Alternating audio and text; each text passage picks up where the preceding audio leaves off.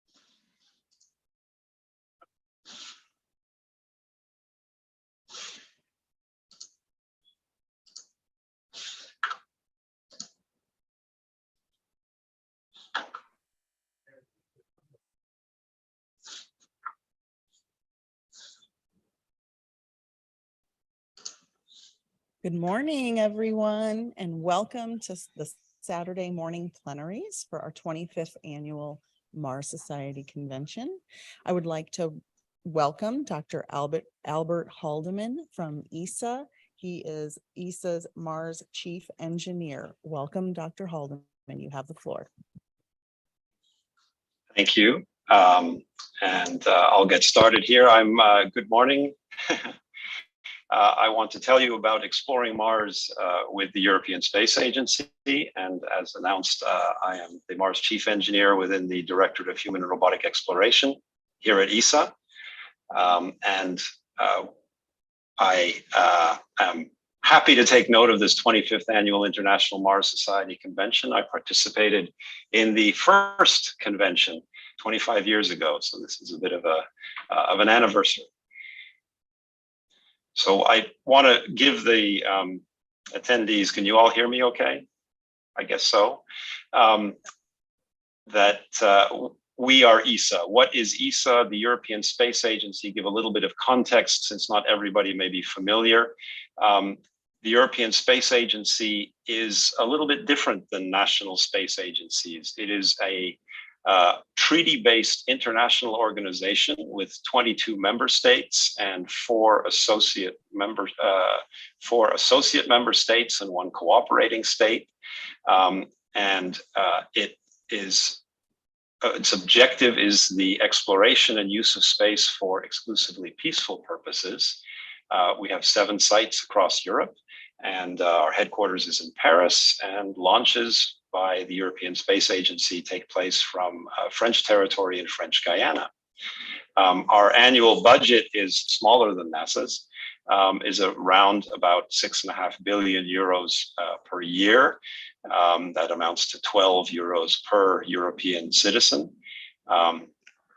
And we're hoping to increase that budget this year to take a step towards more European independence in space due to recent geopolitical developments.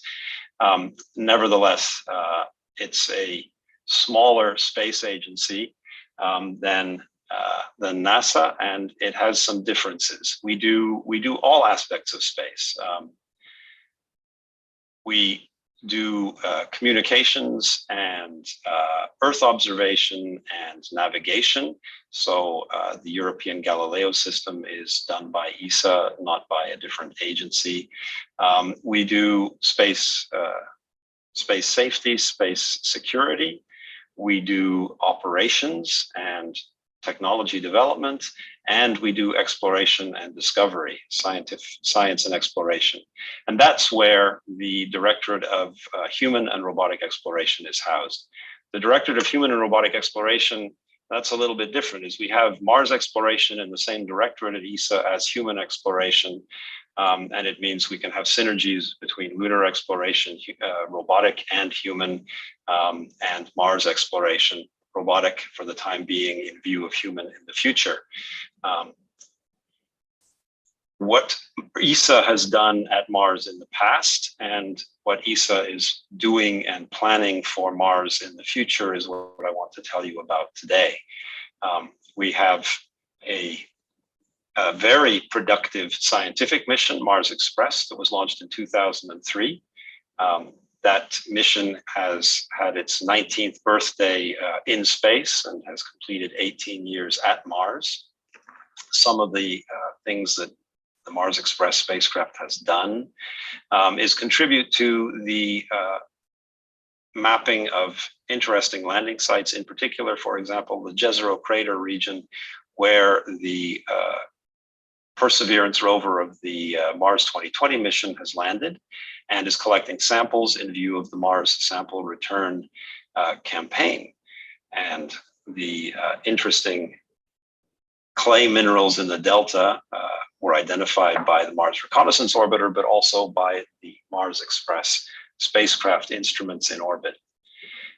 Something more recent is because the Mars Express orbiter is not in an afternoon solar synchronous orbit, but is in a much longer orbit, it gets to view Mars a little bit differently and discovered these elongated clouds associated with our Mons. They develop in the morning and move westward on the planet during the day, but generally have evaporated or disappeared by the early afternoon when the sun synchronous orbiters tend to cross over the area. So having a different view of Mars than all the other orbiters offers some interesting aspects and some synergies and some opportunities for better understanding the environment that we are also enthusiastic about.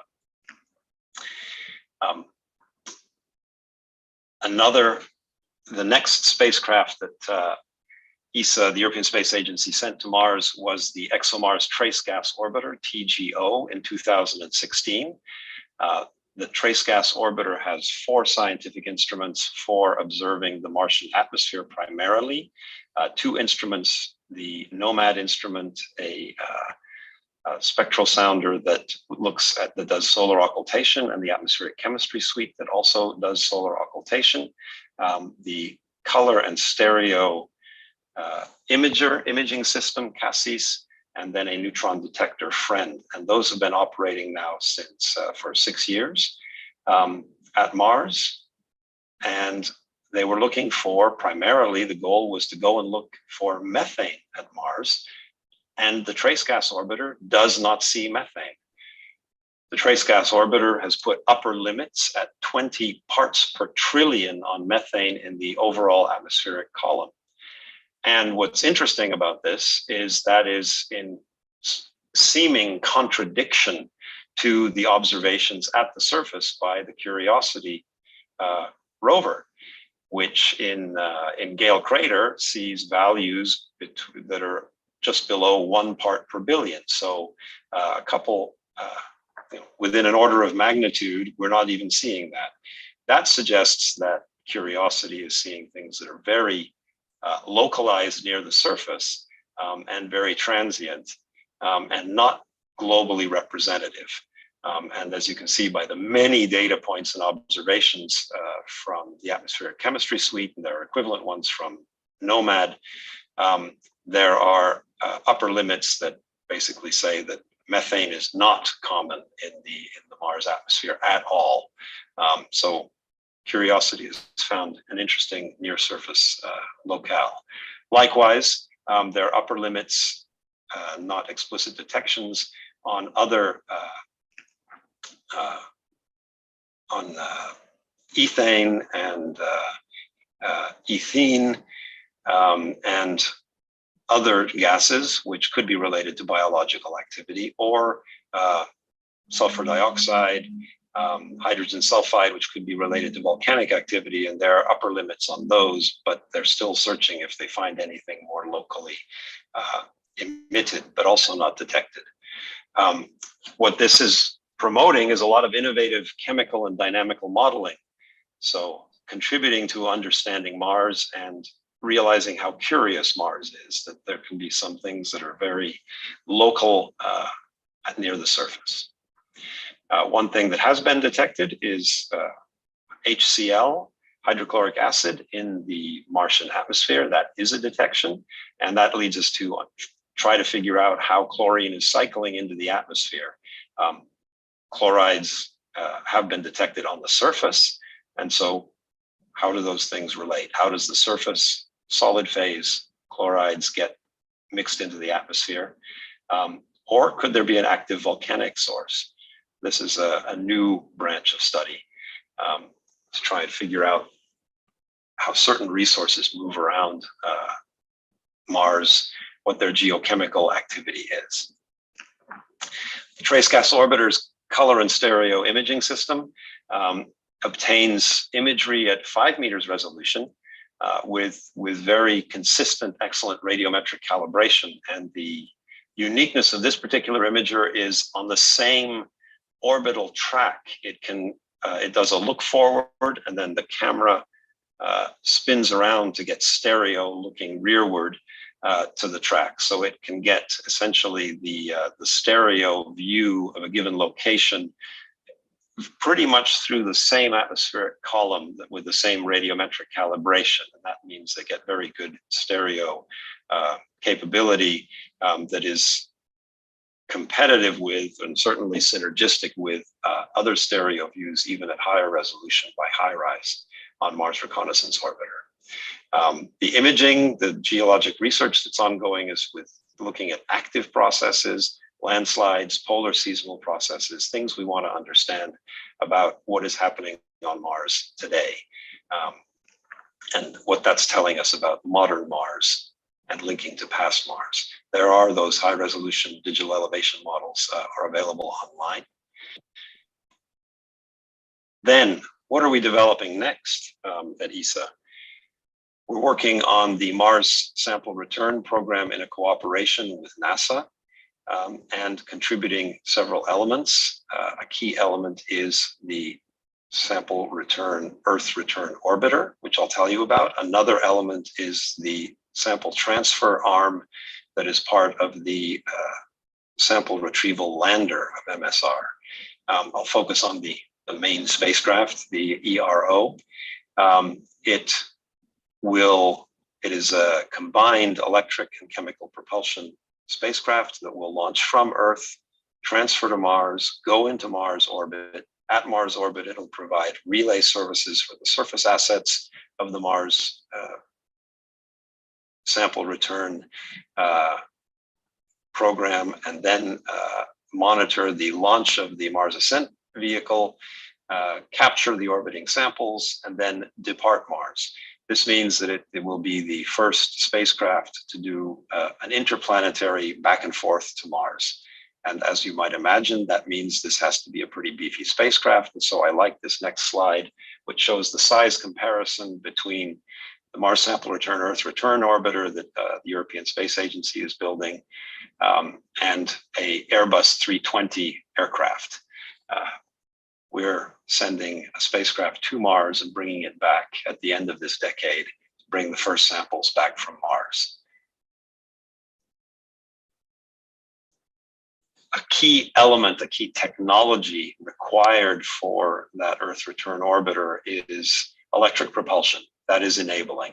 It means that we will be able to launch this almost 7-ton spacecraft on an Ariane 6 rocket, a European rocket, and not need higher performance, because we will have the ongoing thrust, the continuous thrust between Earth and Mars for the electric propulsion. We will use a chemical propulsion stage for the Mars orbit insertion on arrival, and the electric propulsion then allows the mission phases of spiraling down and spiraling up and carrying out the rendezvous.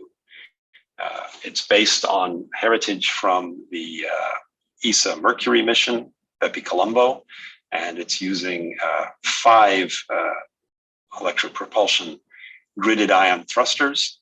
And we're spending a lot of time now on the qualification of those thrusters for the full lifetime requirements.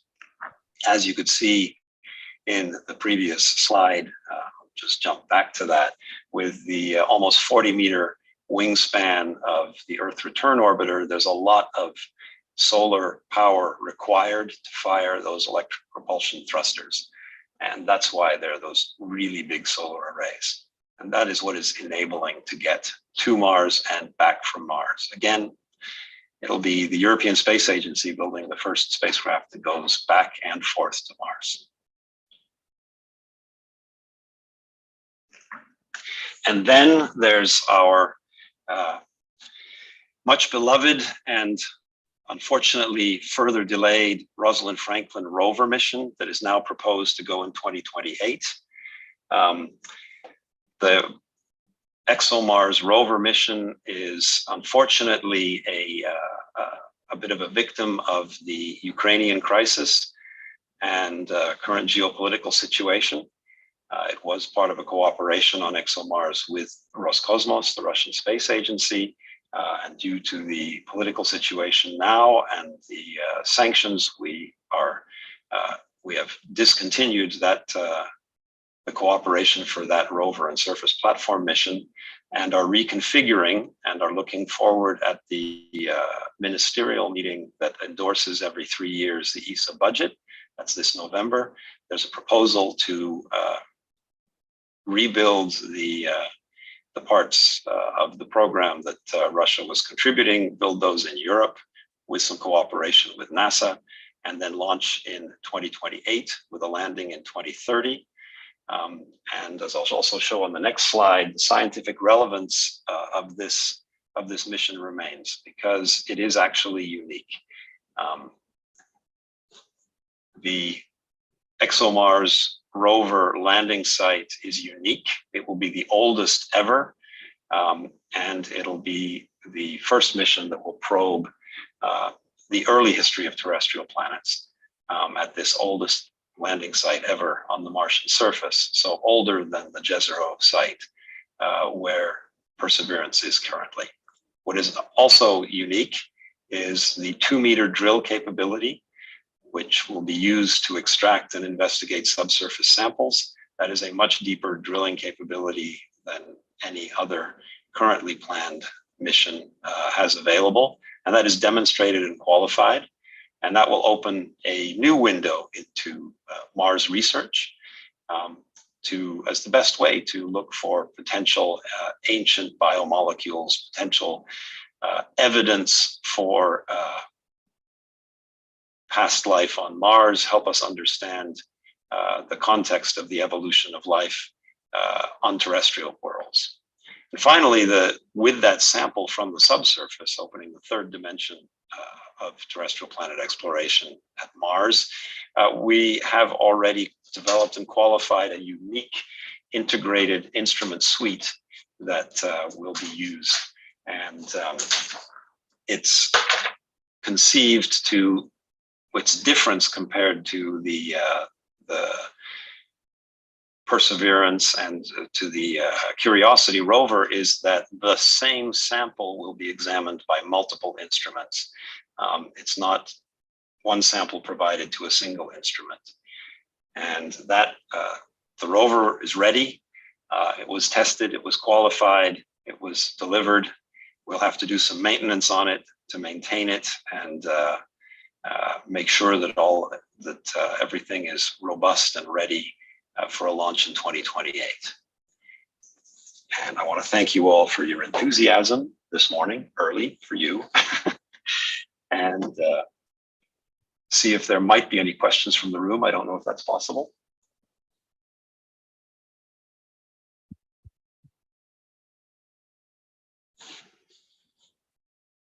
Okay, can you hear me, Dr. Haldeman? Yes, I can. Okay, I'm going to ask for questions. Any questions? All right.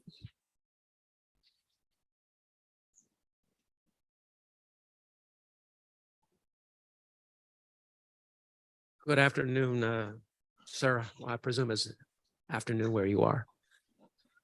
Yes, it is.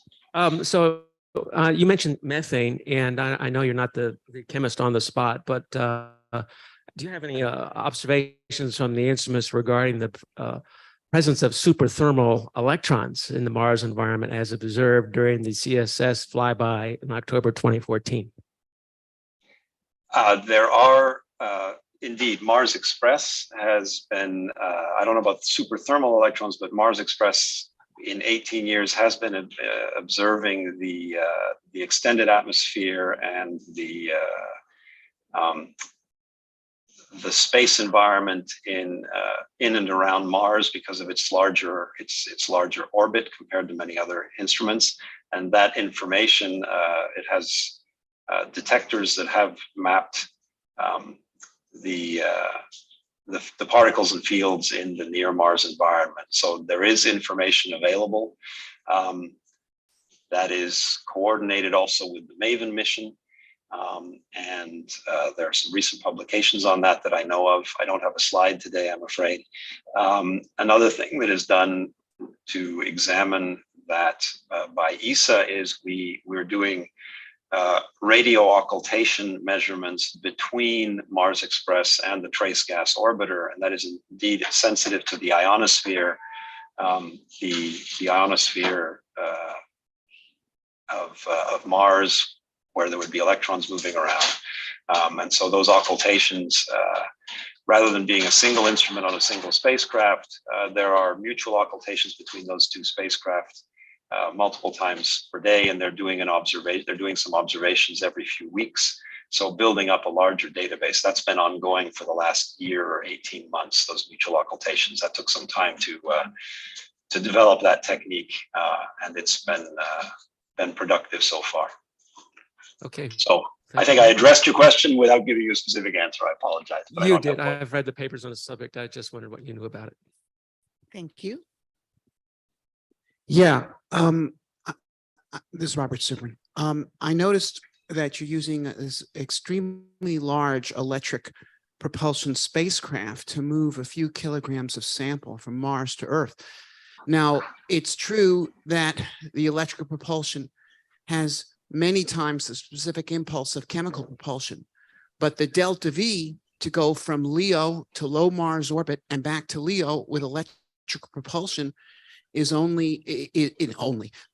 is 30 kilometers a second, whereas the delta V to go from low Earth orbit to Mars orbit capture with chemical propulsion is only about 5.5 kilometers a second, then another 1.5 kilometers a second to come back.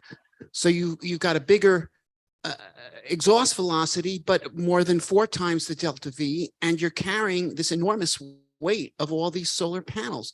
It seems bizarre. Was there a requirement to use electric propulsion in this mission in order to please the electric propulsion constituency? I don't believe that was the case, and I guess I'm not as quick as you,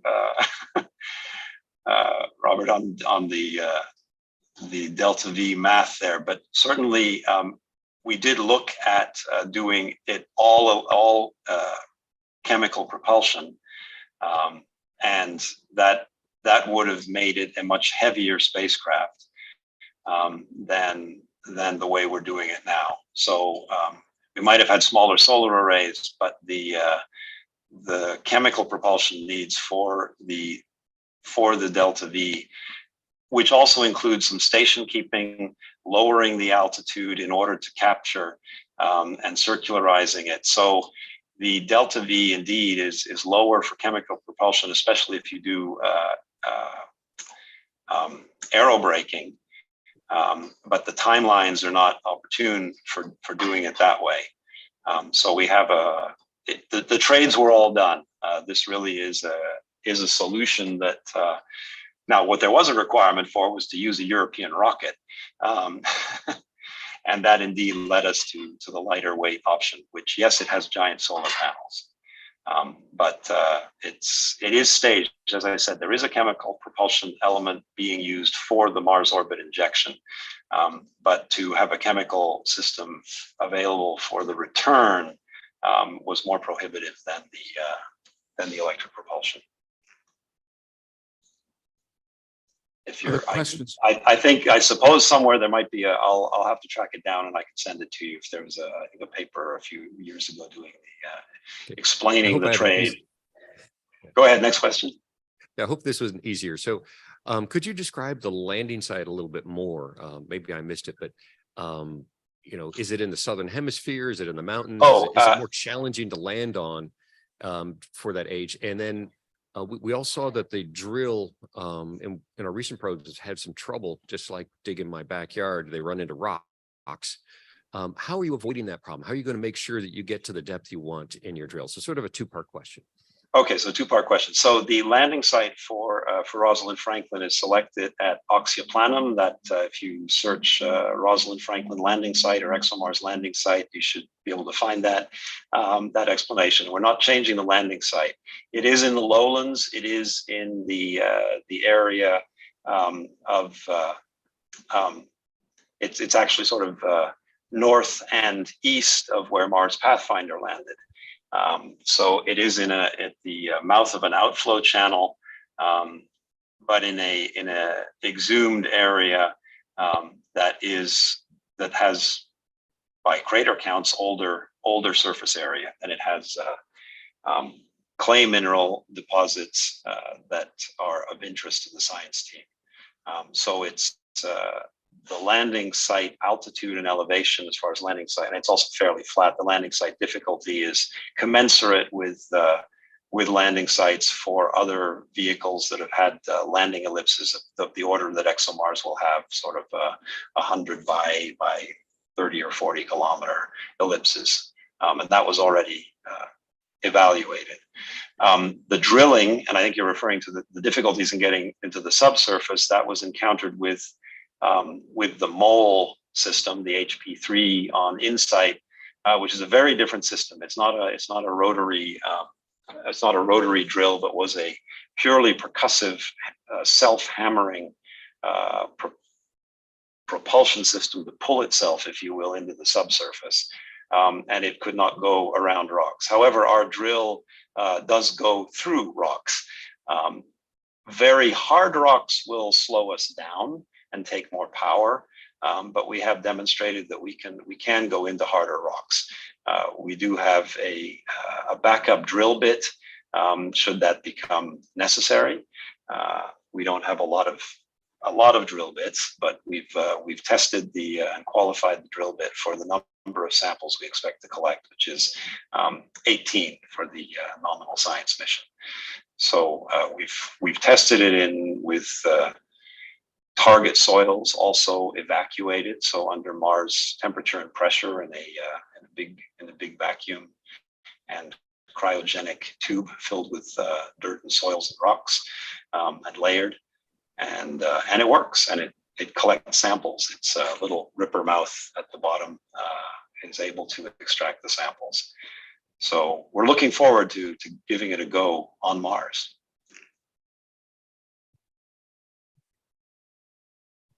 We have another question. Sure. I was wondering, on the Franklin rover, with the current Russian landing system off the table, is there any arrangements being made to replace that with a substitute? That's the whole point. The proposal, which we're hoping will be endorsed by the Council of Ministers at the end of November, is that we build a similarly sized system to land Rosalind Franklin, build a similarly sized system in Europe. So we're starting from scratch. That's why it's going to take us till 2028. But we need to rebuild something. So we have now several of the elements in the landing system, in the Russian landing system, were already European. The onboard computer was European. The radar altimeter was the one that actually did detect the surface on Schiaparelli. in 2016. We have inertial measurement units that are European, and those are going to be recovered and used for the system that we built to replace what was called the Kazachok lander.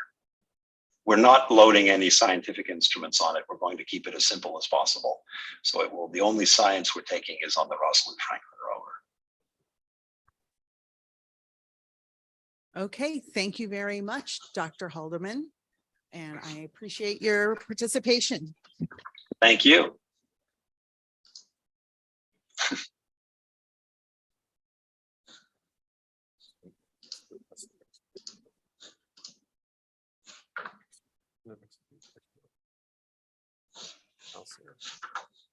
Oh, come on up.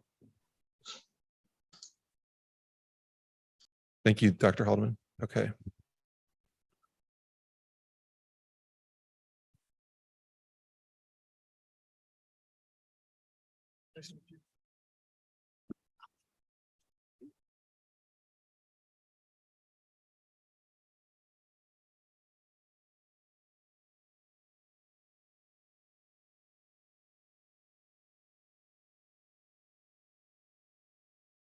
Yep.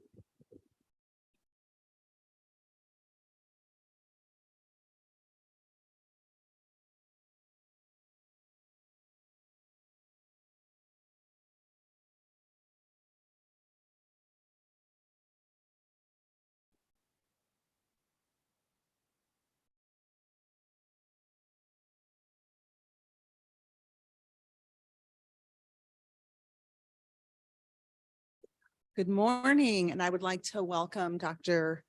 Jehan Thanga and Dr. Sergey Shakarev, and they will be discussing Mars exploration using sailplanes and balloons. Welcome. Great, thank you. Want to make sure the camera's on. One thing real quick.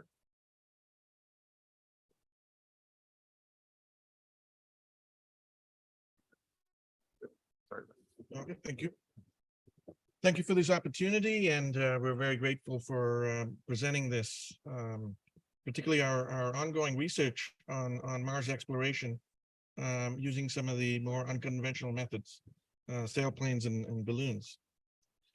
With that said, I wanted to first emphasize that we're from University of Arizona, and our research emphasizes putting students up front and center in much of our research.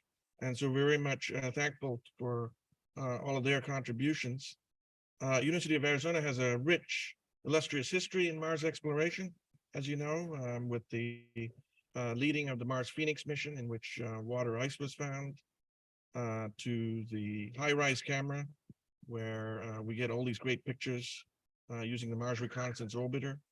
And so ongoing work is going in definitely in the planetary science area, but in this particular presentation, we'll be talking about some of the technology advancements at U of A.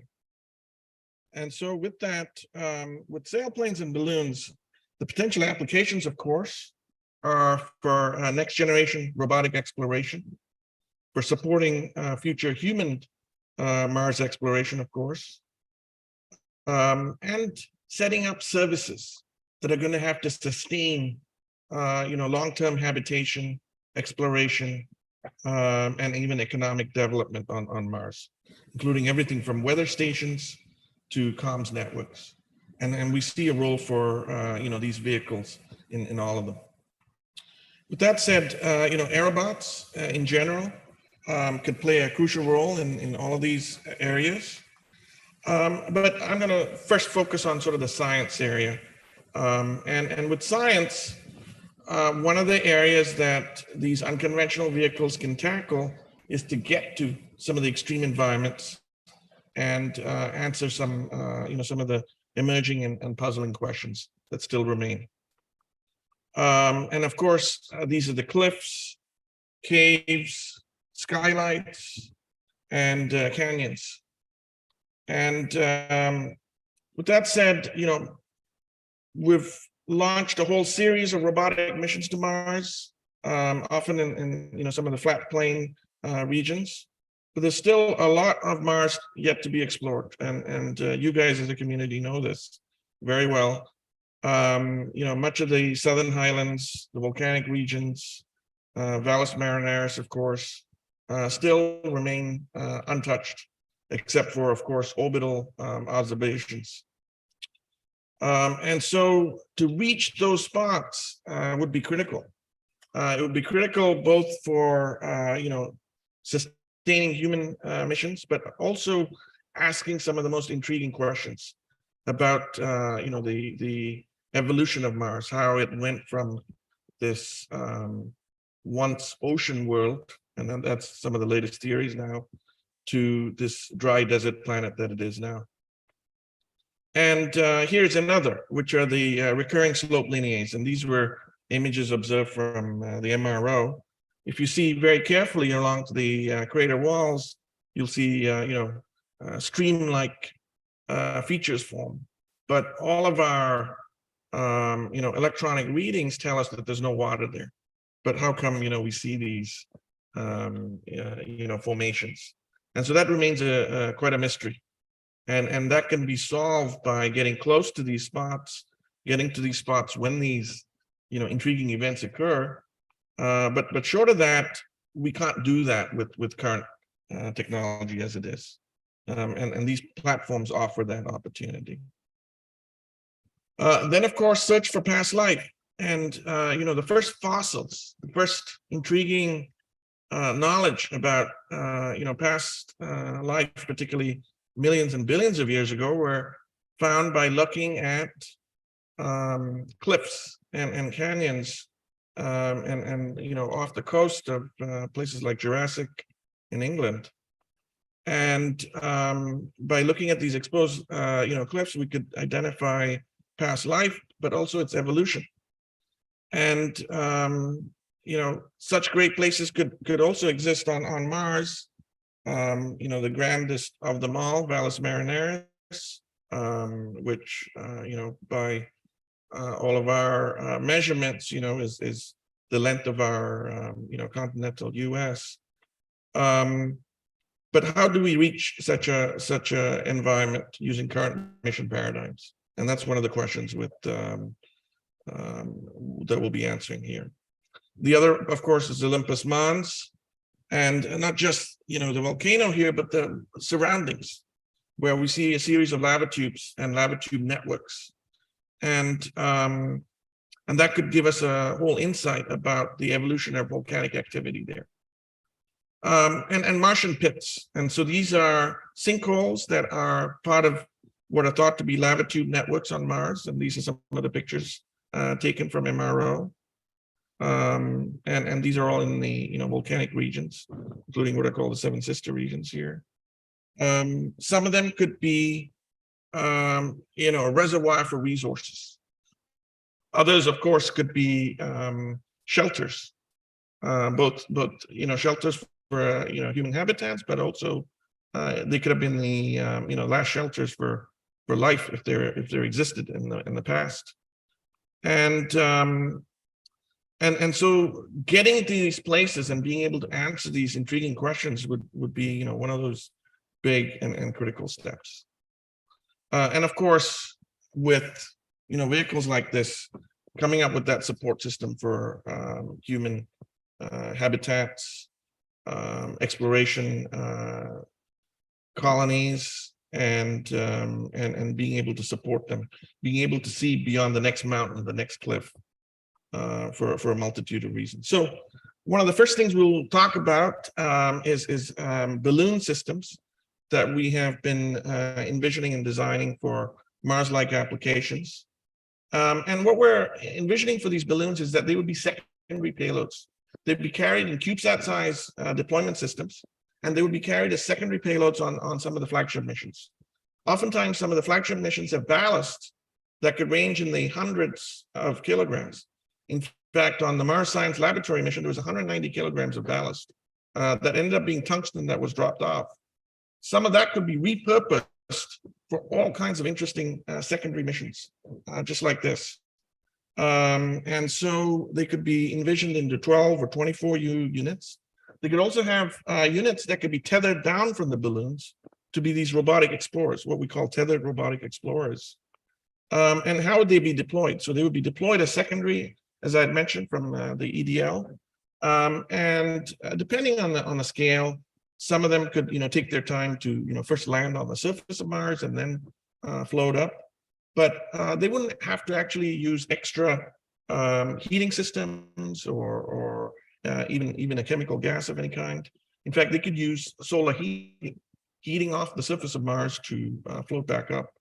And that's some of the technologies that we've been exploring here on Earth. And so they would use venting systems to actually control the altitude, and using altitude control, they can actually move around. Combined with that and with, these systems that sort of a payload that it would carry, it could have gripping systems that could, grip onto objects, onto slopes, much like a gecko lizard. And then I'm just going to show you guys some of our student operated balloon systems here in Arizona. Oops. That uses the solar heating technology to float off. And so all you do is wave it in the Arizona sun for a few minutes. And thanks to the carbon nanoparticles that are inside the balloon structure, they actually heat up and take off. We've had range achieved of up to about 2,000 kilometers. So we've reached far ends of Texas and southern United States using these balloons. With that, quite a high resolution payloads, of course, with cameras and, weather station type instruments on board. So this is some of what's achievable.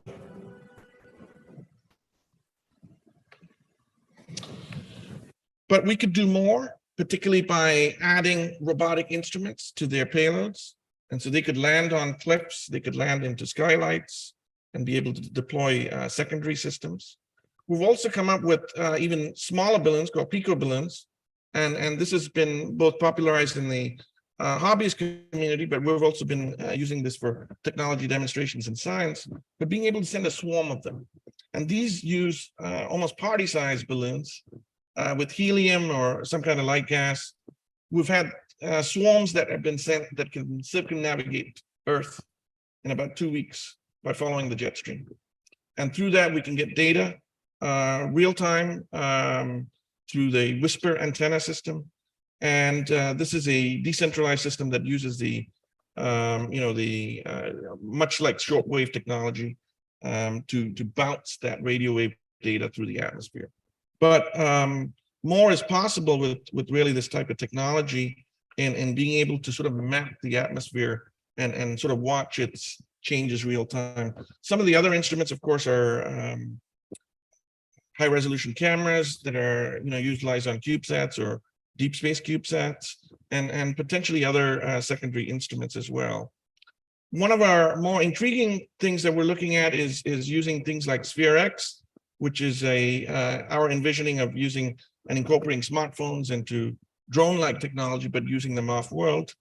And how would they look? They would look like these basketball-sized systems, between 2 and 5 kilograms each, and on board with 3D instruments and cameras that could be deployed from these balloons and drop in and make great 3D maps and visualizations. And so they could be thrown into pits to explore, and teams of these could be sent in to get 3D maps of a pit. And furthermore, figure out really the evolution, the science behind these structures. And with that, I'm going to call up Dr. Sergey, who's going to then follow with talking about the sailplanes. Thank you.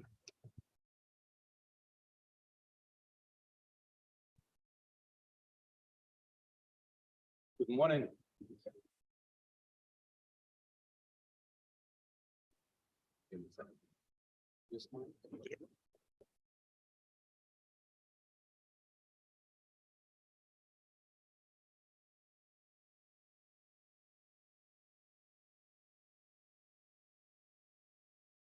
Yes, today I would like to talk a little bit about our Mars sailplanes developments, and definitely we need to start from from 2021. NASA's Ingenuity Mars helicopter performed first flight on another planet. It was 2 minutes, as you well know. However, you also want at this point reflect back and then remember that in 1903, Wright brothers did their first flight, and it was 1 minute flight. So 120 years, 2 planets, and endurance is that what it is. So most of previous concepts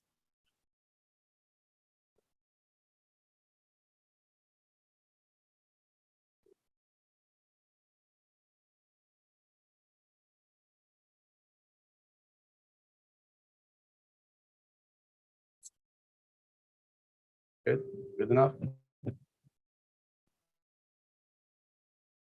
They're not. All right. So most of the previous concepts for flight on other planets are based on powered vehicles, and including propulsion system, electrical or chemical, would produce significantly more challenging design, increase of mass, complexity, and that's why we decided. I really hate it. I can talk without mic. Are you okay? You know, I'm doing, this lectures without mic.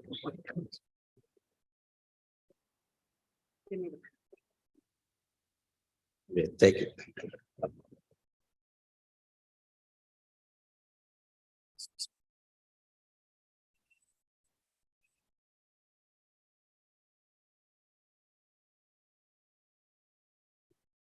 Is it better? Thank you. So to address the challenges of long duration flights, and we would like to fly there for hours and maybe days, nature provides us with a great inspiration in the form of albatross. And the secret of albatross flight is in the idea of extracting energy from atmosphere through a very specific flight trajectories. This way, albatrosses are capable of flying again, hours and maybe days. We propose to utilize this idea of harvesting energy, atmospheric energy, and through the kind of soaring that should be optimal and should be provided as longest endurance as possible. Looking at the atmospheric features, either here on Earth or Mars, you can identify those pockets of either thermals, vertical updrafts, or planetary boundary layer in which the wind speed changes with altitude, creating gradients. You can look also in wind shears as potential energy source. Orographic winds over the ridges, volcanoes, etc. And finally, jet streams. Those are sustained sources of energy, and they are available both on Earth and on Mars. In the picture here on the right, you see the map of winds at 1 kilometer altitude at Mars, and then we have quite a bit of winds there. So conventional gliders here on Earth, they utilize most of the time thermals. And also we have much of energy that gliders can extract while flying around mountains or ridges. However, we look at, again, unusual, unconventional stuff. We call it dynamic soaring techniques of flight that utilize gradients in the atmosphere, which is an atmospheric boundary layer. And if you look at the trajectory on this figure, and during windward climb and altitude turn and leeward descent, energy can actually slightly increase. On the fourth stage, in the low altitude turn, there will be loss of energy. But overall, when you do analysis, numerical analysis, simulations, you can prove and you can demonstrate that there will be either neutral or positive energy cycle during this orbit. We also look at the shear layers, either in the jet streams or back on the leeward side of the mountain. And there we obtain similar results, similar positive results that prove that you can get much more of positive energy from atmosphere compared to conventional thermal flight. Well, flight dynamics is at that case in unsteady winds, unsteady atmosphere is complicated. However, with today's tools, we can solve the problem. We did analysis, we did simulations, and wind tunnel experiments to get with the best possible aerodynamic shape of the glider. And these numerical simulations eventually resulted in the glider that potentially can fly on Mars, take into account fact of almost 100 times thinner atmosphere. However, we did make the step and prove that the flight possible in a steady state. The next one was to model unsteadiness of Mars atmosphere and to prove that these unconventional techniques and flights are possible. Numerical simulations were conducted using Mars Regional Atmospheric Modeling System that's developed by NASA. And we applied these models, this modeling analysis to Valles Marineris area on Mars. And when you look at this nice plots over here, for example, this one based on the maps of winds in a vertical direction, thermals if you wish, showed quite a bit of magnitudes of the wind during daytime. And it drops during the night, Martian night. But we are lucky that the horizontal winds pick up and we have enough gradients there to fly overnight using dynamic soaring techniques. We took an example mission and simulate an example mission in Valles Marineris. And of course, the first stage of the flight will be a deployment and unfolding in the case of, for example, inflatable wings of the glider. And then we started our simulations along the trace of the Valles Marineris. It's a deepest canyon, 7 kilometers depth. It's huge. The length is from New York, like New York to San Francisco. And we start our modeling at one point of that canyon, take into account various possibilities. You start with a deep dive into the wind tunnel, pull up. You may lose some energy. However, from the ridge of the above, you can get shear layers and windward winds and shear layers that we utilize to prove that, in fact, you can get energy back, fly over the ridge, dive again, and with this type of flight, you can fly up to 200 kilometers during the day. And again, as I mentioned, on light, in addition to minor, in this case, updrafts, we had some significant gradients in atmospheric boundary layer. You go down to the bottom of the body and fly there utilizing wind gradients in planetary boundary layer. If you look at the results, we did prove and we demonstrated, show that slope soaring and advancing slope soaring was available for us up to 3 hours.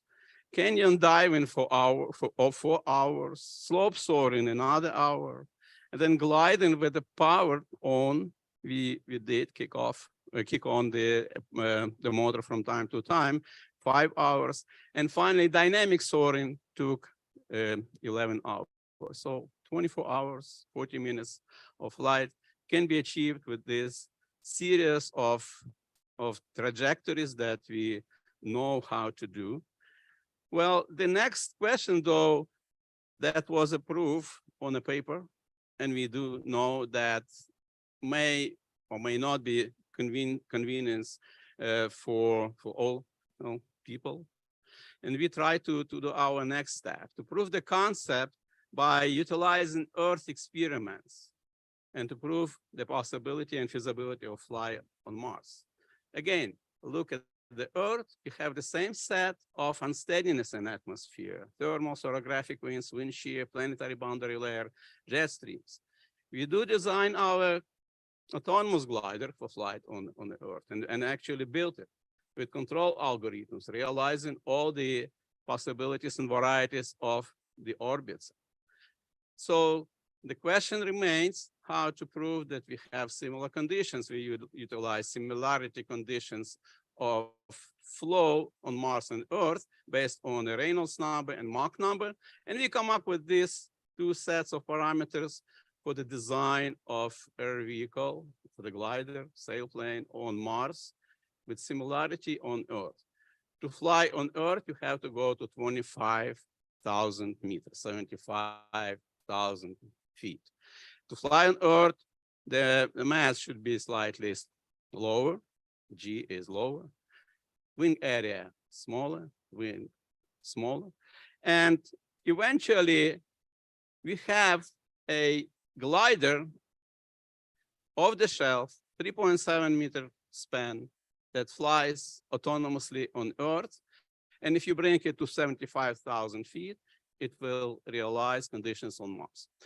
Of course, we have an issue here, the issue of high flight altitude. That's a FAA issue.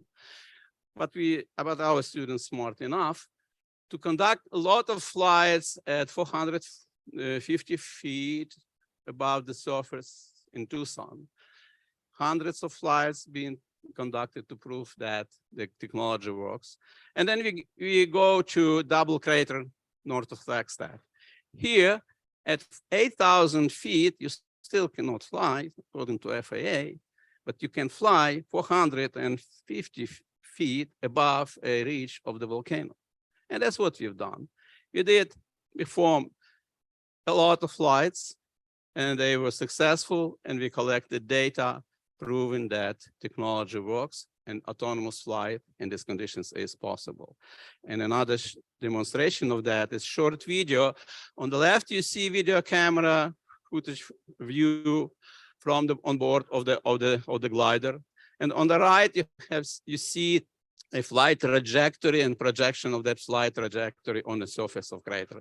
We flew on the windward side with realizing there all kinds of shear layers techniques.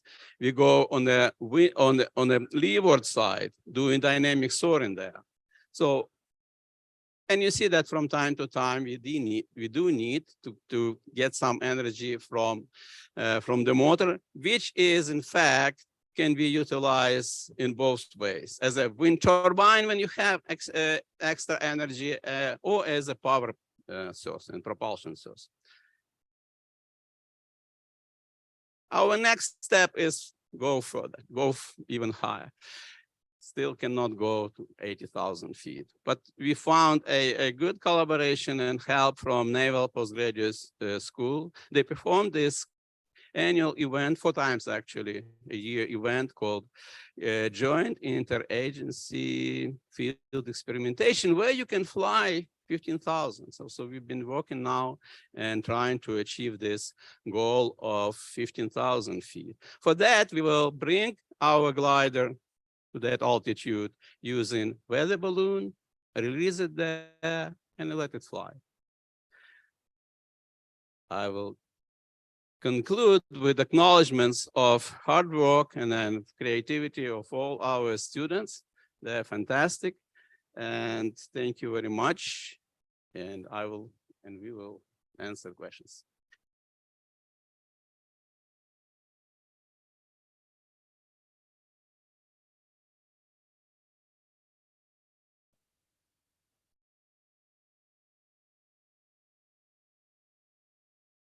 No. Hey, have you all given any thought to semi-rigid airships combined with motors? We have, and we've actually considered them as carriers for these sailplanes. Though, given the size of our team and scope and resources, we haven't actually gone, deep dive into their designs, but they're definitely they're another viable option as well.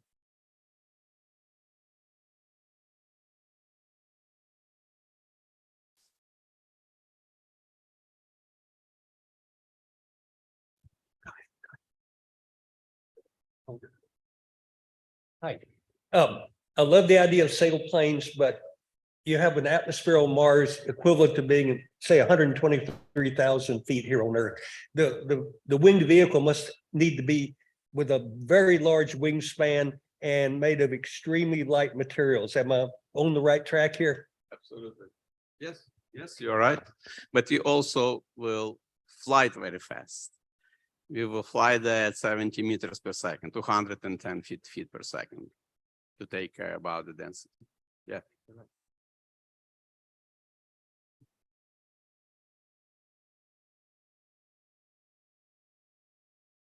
Very interesting presentation. Thank you. I'm curious, for autonomous operations on Mars, what kind of telemetry will you, like real-time telemetry, will you need to optimize the flight path? And does that need like supporting sensors or supporting vehicles for that? Well, but so far we've been working with a Pixhawk autopilot, so fully autonomous. The sensor suite includes GPS, which will not work there. We have though inertial measurement units.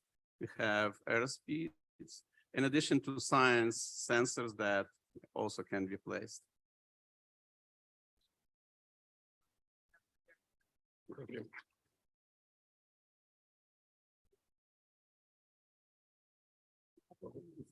Wait, Thank you.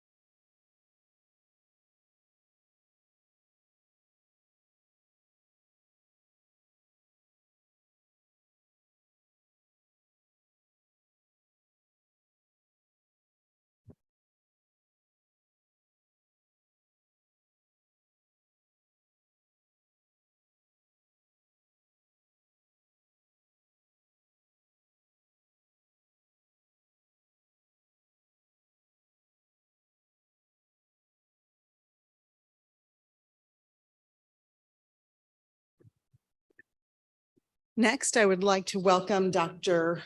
William Bianco. He will be discussing Russia and the limits of global space cooperation. Welcome. Thank you. Thank you.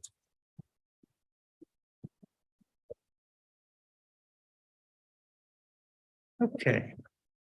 So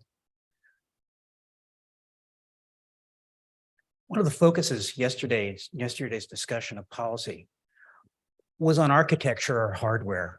How are we going to get there? And my take, having listened to them, was that it's a really daunting task. There are really a lot of unknowns between here and there, from propulsion to life support, even prosaic things like how do you deal with dust? And those are real issues. And my hat goes off to anybody who's working on it. What I'm going to talk about is a slightly different problem today. And I'm a political scientist by trade. So hardware to me is endlessly fascinating. But what's also really interesting is the organizational structure. How do people learn how to work together? And I think it's sort of encapsulated in Wernher von Braun saying, sure, we have to deal with gravity. Gravity is important. But what about the paperwork? What about the politics of things? And in particular, I'm riffing, and my title is, the talk is from Carl Sagan's book, Should We Go to Mars Together? What does it matter? What difference does it make, whether it's one nation or many nations? What does cooperation mean? Not just whose flags are on the side or who gets to command or who steps on Mars first. It's about the agencies that will be forced to work together towards a common goal. How does that structure shape the particulars? And the overall lesson that I'm working towards here is that when we move from engineering to politics, there are new imperatives. Politics is not engineering by other means. The political system has its own unique impact on how we do things. And you've sort of seen this already. You know, I was listening to the discussion about Mars sample return and how they're going to use electric propulsion to move the samples back from Mars. And, you know, Dr. Zubrin made an excellent point that there's a cost there. Why are you doing that? Well, and I said, well, basically, we got to launch on an Ariane. And if we do that, we got to use electric propulsion. That's sort of the big hardware thing. And what I'm talking about here more is sort of the day-to-day imperatives that working together creates. And I'm using the ISS as kind of a canonical example of working together. You know, the ISS was designed, for better or worse, as a true partnership. In the MOU that they signed to establish the station, they talk about the doctrine of one station, one crew, that this was about a true partnership of equals, not a hierarchy. And, you know, my own research, I've studied the ISS and talked to Russians and people from NASA, ranging from astronauts to flight controllers to administrators, to try to get a sense of the ISS as an exemplar.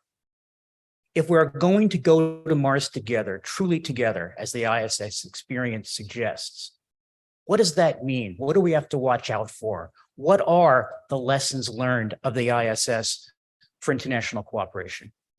Now, I'll say on the outset that we are talking about this at a special time. I think it's pretty clear that under current circumstances, given Russia's invasion of Ukraine, the war crimes that are being committed there, we are not going to be working with Russia in anything beyond the bare necessities for a good long time. But the problem of cooperation, what does it mean to work together, and what do you have to give up to work together? That problem is much larger and was omnipresent even before February of 2022. So why work together? Why should we take on partners to go to Mars?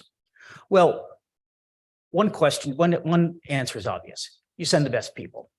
There's an easy intuition that expanding the pool gets you a better crew. And I think one of the interesting things I learned talking to astronauts was the respect they had for their Russian colleagues, not just as repairmen who can keep things operating under trying circumstances, but as pilots, as EVA specialists. And I think the line I got listening yesterday to a NASA flight surgeon, Doug Hamilton, who's at this conference, was he talked about the respect for operational, knowing how to do things, knowing how to get here from there, not the broad philosophical approaches or architecture, but the idea that Russians were exceedingly practical people. They're people you want to have around. They have a deep sense of how to execute a long-term mission. So you want to send the best people. You want to send the best hardware. If you take a look at how the ISS operates day to day, basic distinction. The US hardware is more capable, the Russian hardware is more robust. The US hardware was built with return and refurbishment in mind. Russian hardware was designed to be worked on in the field. The choice is not always obvious. There are plenty of situations, if you look at the ISS experience, where the US has saved the Russians or the Russians have saved us. But certainly by working together, you get combined different kinds of expertise and you get a better thing to go to Mars in. Why else? A commitment device. This is a picture of Clinton and Yeltsin signing the agreements that led to the ISS program. And in the simple intuition, and we heard this yesterday, was that international means that we aren't going to back out. And we're not going to back out because we don't want to renege on our partners. And speaking as a political scientist, I think the answer there is maybe. You know, the ISS endured many test votes in Congress where it barely squeaked through. And international was one of the rationales that we have committed to this. We need to stay in this. Now, honestly, I think we probably need a better reason to go to Mars than the fact that we've committed to going to Mars. But okay, this is an argument that's made. Final why would you want to do this is money. Now, Greg Autry yesterday was talking about the relative sizes of space program budgets, and I'm thinking more in terms of purchasing power. There's a theory that money isn't going to matter because Elon's going to take care of all our problems. And I suspect what's more likely the case is Elon is happy to build rockets, but he wants to get paid. It will be incredibly expensive to go to Mars, no matter how we do it.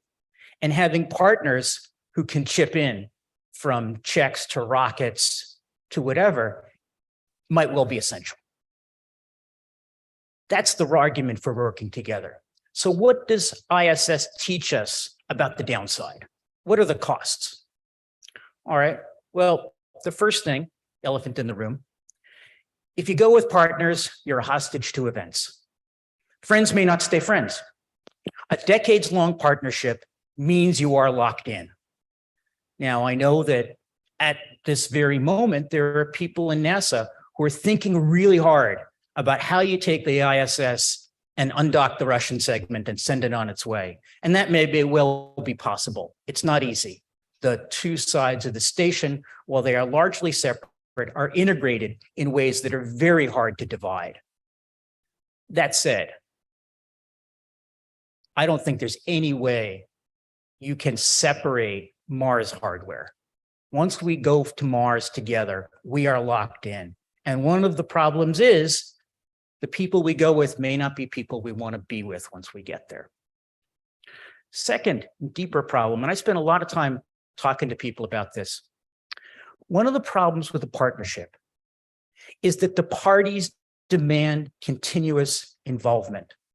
The partners just don't want flags on the side. And they don't want just a seat, a crew seat, to send one of theirs to Mars. The ISS partners all have domestic aerospace companies. They have mission controllers. They have scientists.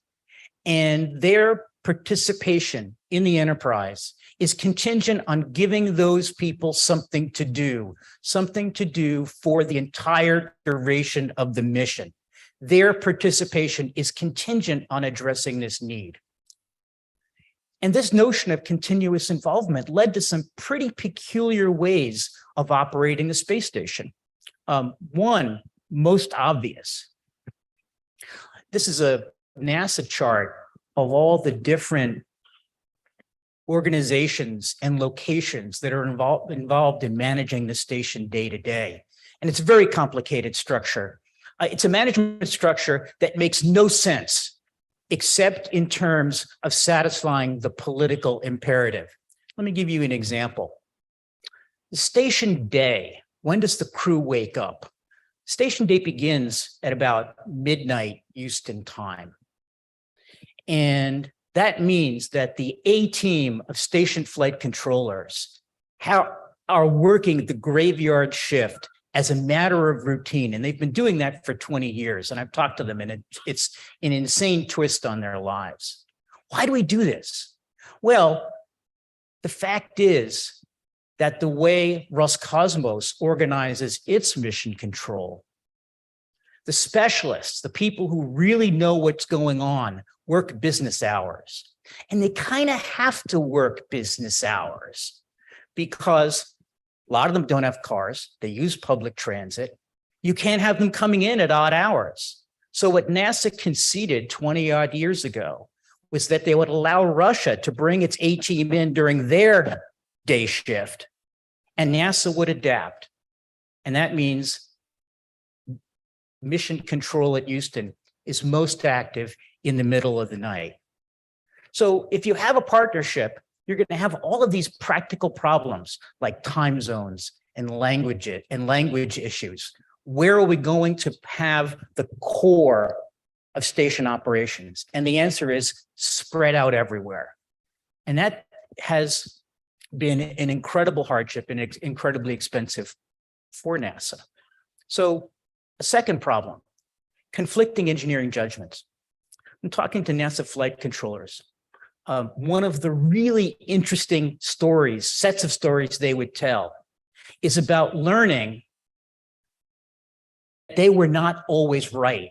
That even if they'd thought very hard about a problem, other people could arrive at a different answer. This is a picture of a Progress docking in 2013. And the reason why there's this picture is one of the cruise antennas is not deployed. It's still stuck in next to the docking ring. And if you were listening to the ISS air to ground and following this docking, you would find out that the NASA engineers were horrified about this. They said, wait a minute, we can't do this. That antenna's stowed. When we dock, it might crunch against the docking ring and bad things could happen. And the Russians kind of talked about it for about 30 seconds. And they used that wonderful Russian phrase, ladna, which sort of means whatever. And they drove in. And the best part is that the Russian crew reports crunching sounds as the docking hooks engage. And, you know, it worked out okay. They docked and there weren't any leaks and no harm, no foul. Ladna. It was really a rude awakening to NASA. That one of the core tenets of NASA is we've got this. We've worked it out. We've thought about it. We've bought the risks. Our solution is not just a good solution. It's the right solution.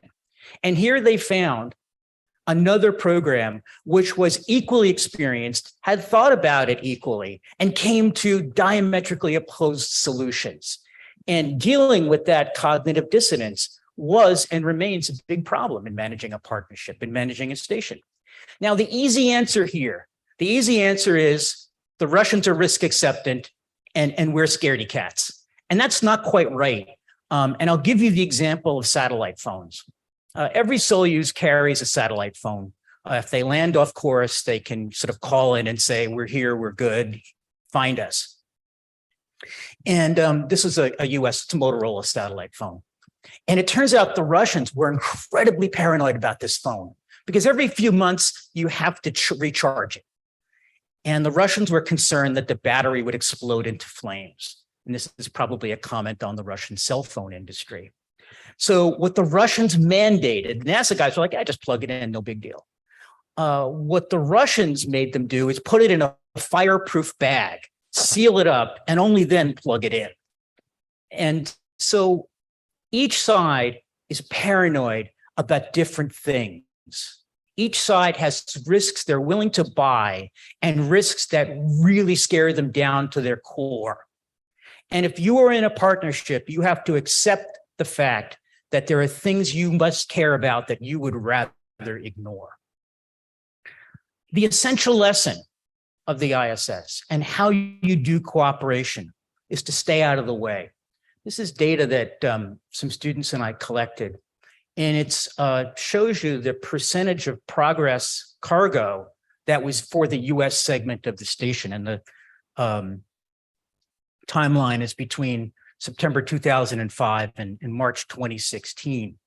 And what you see here is that there's a dramatic drop, and it's just about when the Cargo Dragon began to fly. Cargo Dragon and Cygnus now carry virtually all of the cargo for the US segment. Now, why would you do this? Because if you think about differential reliability, and we would like to put some of our cargo on the Progress and have them put some of theirs on our ships, so that if a ship doesn't make it up to station, you have enough supplies.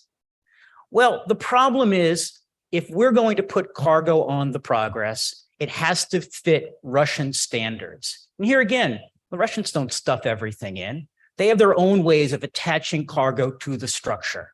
You have to get the cargo to Baikonur. It turns out that putting all of that together is really hard. And the easy answer is the Russians launch their cargo, we launch our cargo. And there's a very little amount of stuff that each side flies to the other, mostly last minute load stuff. And it's really quite light. It's really inconsequential. But this insight about Progress cargo is generic.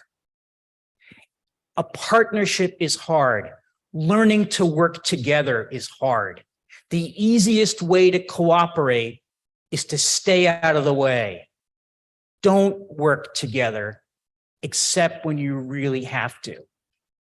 And the interesting thing is that if you look at the literature on joint ventures, and this is a quote from a fairly well-known business book called Up the Organization, so joint ventures are almost always bad. Joint ventures are likely joint failures. And that's because cooperation's not easy, cooperation's not automatic.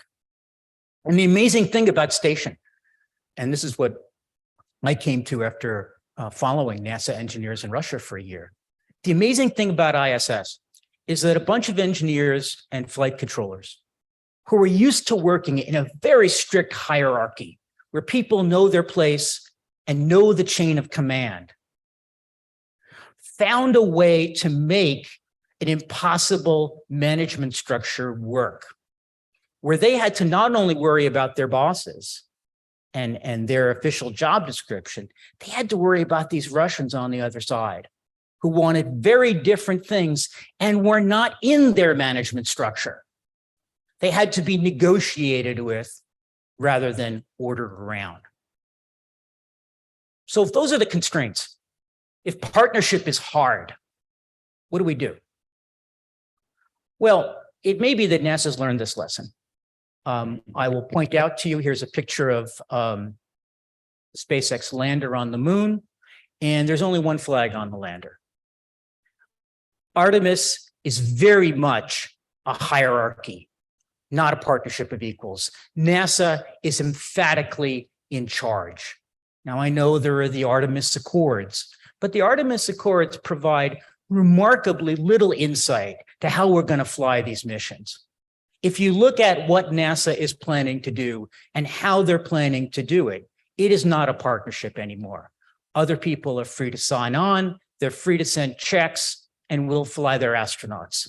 But NASA's going to fly it largely as a NASA with others operation, not as a partnership of equals. But you know, Mars is not the moon. And an international cooperation may be a political imperative or a practical necessity. So if you have to cooperate, if you're going to have a partnership to get to Mars, what should you keep in mind? Okay, the first thing that my work suggests is that the principals need an enduring role. They're not going to want to just send a check and get a seat. Their participation can't be transitory. It has to continue throughout the mission to give their experts something to do, to build the hardware, to train the astronauts, to manage the systems. And this is a picture of the second service module for Orion. And you know, I think people who look at this approach of having ESA build the Orion service module, and say this approach is inefficient, that it costs a lot more, that the hassles of moving this hardware around are not trivial.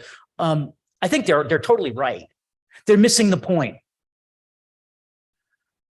These sort of arrangements are not about optimizing the engineering. They are about optimizing the politics. And in this case, keeping ESA on board for Station requires that we give them something to do. It requires that we assign a task to their aerospace industry, even though that decision probably creates more problems than it solves. Second thing, hatches divide responsibilities. The ISS lesson is that operational responsibilities need to end at module interfaces. You know, it said that the ISS design was a hack job, that it was splicing together what was available, the Soviet Mir 2 and an American design that was largely over budget and delayed. And that's right. But what it was a physical commitment to a different way of doing business, dividing responsibilities. The Russians have their side, we have our side. Solved a lot of problems on the ISS. It was probably the only way to do a true partnership. Third thing, agree to disagree. This is a screenshot of the Nauka module docking with the ISS last summer. And if you might recall, that sent the ISS structure on a a merry 360-degree turn, and raise concerns about structural damage.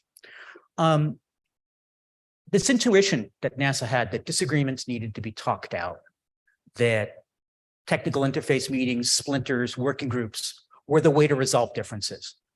You are not going to resolve differences. The Russians were going to dock that module because they were convinced that was the right thing to do. And the fact that NASA thought it was a bad idea wasn't really relevant. They were going to do what they do. Now we look, by the way, as non-optimal to them as they do to us. You know, we might say, hey, wait a minute, you docked this thing with dodgy software, virtually no fuel, and an interface system that was never tested. And they say, sure, that's right. And your ammonia cooling system, if it ever springs a leak, is going to render the station non-habitable. We're both right. We have to agree to disagree if we're going to work together. So here's the lesson. Politics matters. We, and I'll put myself in this, like to reduce going to Mars as an engineering problem. Define the variables, do the trades, optimize. And I agree it is an optimization problem, and it's a hellish optimization problem. But there are more variables than engineers typically think about. Optimization for engineering and politics is going to look very different than a purely engineering approach would suggest. And I'd be happy to take any questions people have.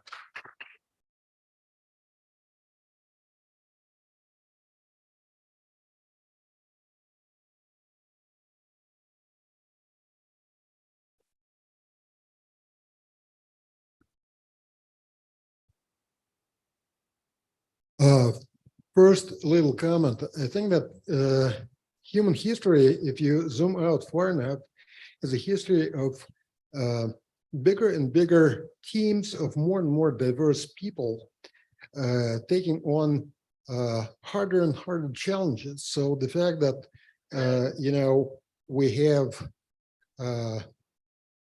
not learned to cooperate at this level, not mean that that will never shut. So it is still possible that there is some learning to be done. Absolutely. Well, one of the, I'll refer you to the work of Eleanor Ostrom, who did a lot of work on sort of self-organized teams arriving at ways to work together. And that's a very powerful mechanism. I mean, my point is a more basic one, which is this is something we have to worry about. In addition to all the other things we need to worry about, we have to figure out how we're going to work together. And that's probably something to think about in advance. 2 seconds.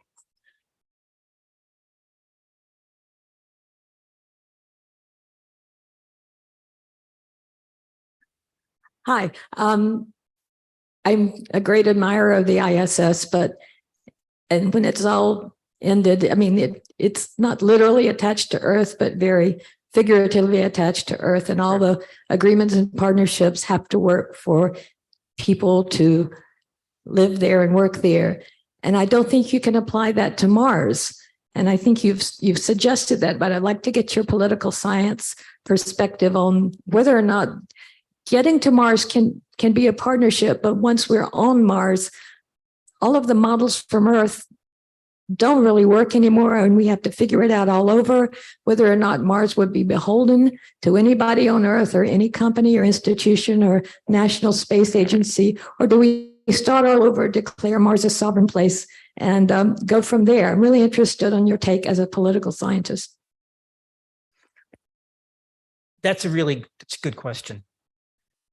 I would go to, again, the work of Ostrom, which talks about how the governance of small groups, self-governance, is a really effective mechanism. And it works best when you have small groups who are utterly dependent on each other and isolated from everywhere else, which is what Mars looks like to a first approximation.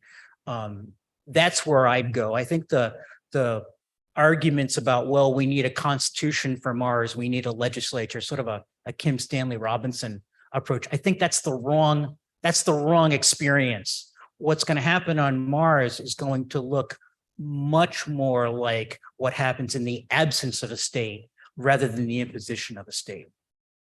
That's a bit of a guess, but that's where I'd start looking. Hi, I'm Stuart Nelson. Have you looked at how the open source software community manages it? Because they have international cooperation as just as a, I mean, I don't think they even think about it as international cooperation, but there are people all over the world working on these projects.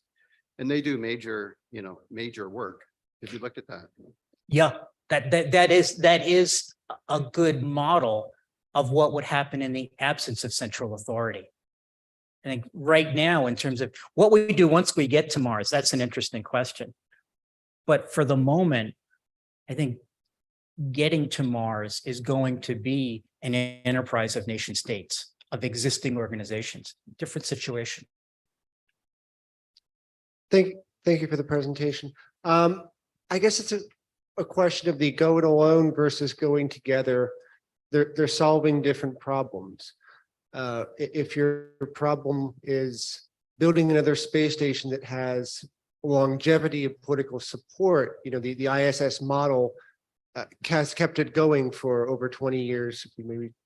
When you look at a project like Apollo or Artemis, where it's much, I mean, very, very much focused, you know, on Apollo, on how do we get there? We don't know. We've spent 15 minutes in space, but even returning with Artemis, where there's much more of a technical challenge, a budget challenge, you see the more go alone approach.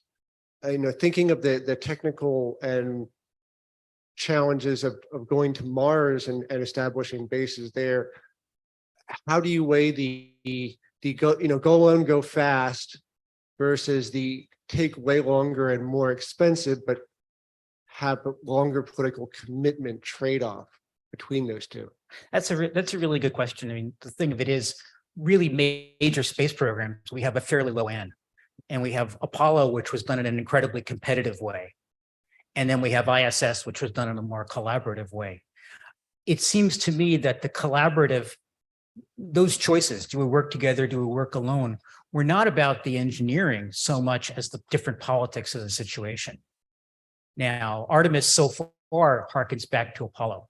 It's not obvious to me that a Mars expedition, which would be much more expensive, would be something that one nation would want to do by itself. And maybe it would. It's certainly possible. But what I'm suggesting is, if you go together, there are reasons why you'd want to do that. But in going together, you buy an additional set of constraints, and it's worth thinking about how you'd accommodate them.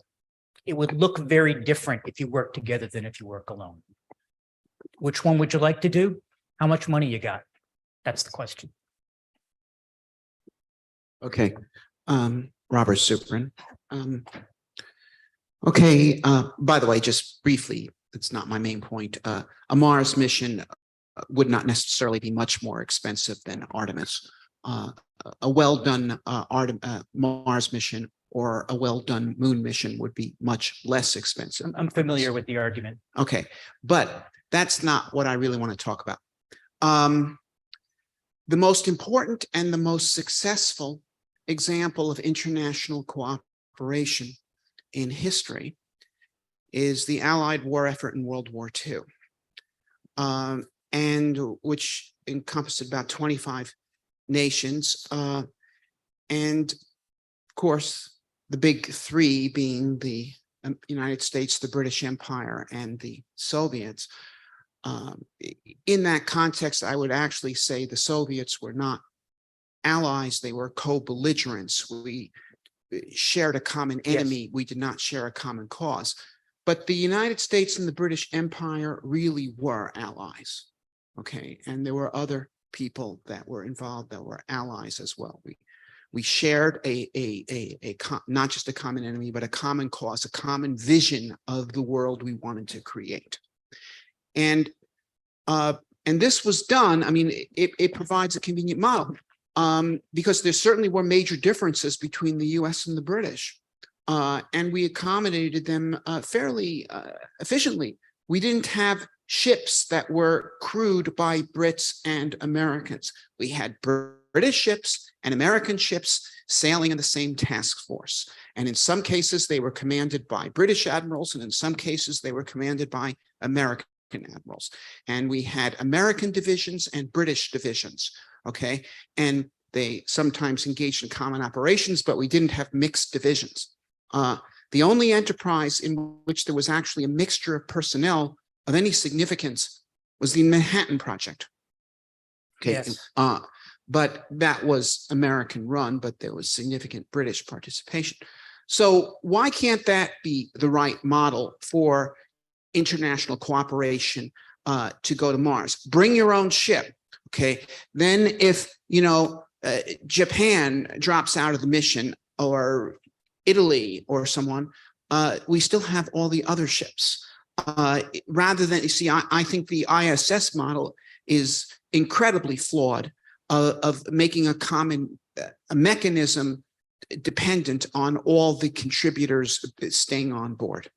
Well, yes, one Russian engineer described the ISS to me as a bulldog mated to a rhinoceros, and it's a fair comp.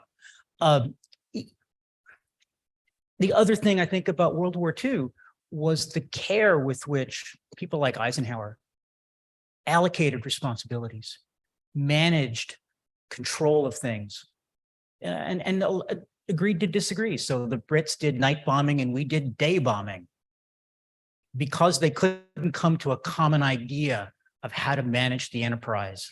They went for something NASA talks about in really disparaging terms, segmented operations. You do your thing, we do our thing, it moves in the same direction. Now, you're right, separate ships is not a bad approach if you can afford it. I think NASA put the ISS together as an act of desperation, as Hail Mary. They were about to get canceled. And by bringing the Russians in, they kept the station alive. We may wind up doing the same thing going to Mars. And my point is that that has certain implications. There are better ways to operate a partnership than others. And I'd agree with you. The ISS partnership has some real issues. And if we did it now, we'd do it differently. That's the point.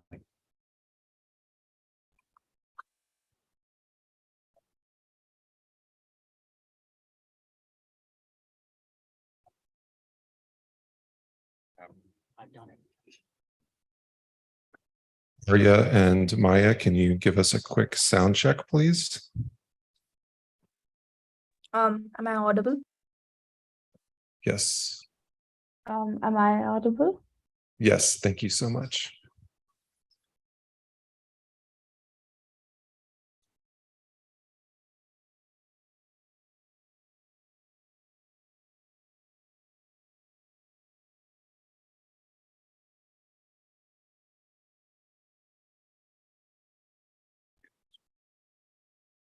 Hello. Okay, so we're now going to have the first of actually 5 discussions, 2 here and then 3 more in the afternoon, about the remarkable international high school Mars mission engineering design competition. This was a unique enterprise, which I thought of, and actually I thought of it years ago, but we only finally just did it. I was actually a high school teacher before I became an engineer. And so I went back to graduate school, I became an engineer, where I encountered a phenomenon known as the engineering design class, which is a very different kind of class than most university classes, and which I had not encountered in my undergraduate education at all. And that's where the whole class works together as a team to design something.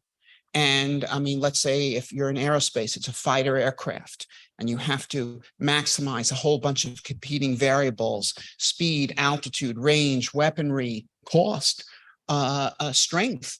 These all things, if you try to do one right, you hurt the others. And then sometimes different design classes compete against each other. And this was, it's incredible what it does. It reverses the relationship of the student to knowledge. Instead of knowledge being a burden, how much of this do we need to know for the test? Knowledge becomes a tool. What is the answer? There's got to be a better way to design this. And so when this hit me as a grad student back in the 80s, I said, this would be a great way to teach high school. And well, this summer we decided to do it. We organized an international competition. Now, it was all done by Zoom, but we took, anyone could volunteer, and then we organized them into teams. One in Asia, one in Europe and the Middle East, and 3 in North America, more or less organized according to time zones.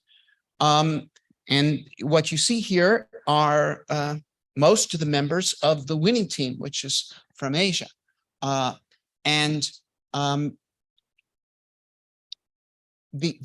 contest included not only listening to a bunch of lectures of experts on Mars missions and technologies, who we did not attempt to get to agree with each other, because in the real world they don't. The students had to sort them out to figure out who they wanted to listen to, and then do their designs and write them up and present their designs. And then we gave each team a half hour to tear apart the designs of the other teams, and then a half hour each to refute the attacks on their designs. Okay. And the latter two aspects are not ordinarily done in university engineering design competitions. This was new, and it worked out well. So that's what happened. So we're going to hear from the winning team. They're going to show you their design now. Then we're going to have a panel in which they'll have a representative, and we'll also have representatives from each of most of the other teams. I can see the Western Americans here, and I know the Europeans are here, and I believe the Eastern North Americans are here somewhere. We'll have them up here. And then in the afternoon, in some of the tracks, some of those teams will present their designs as well.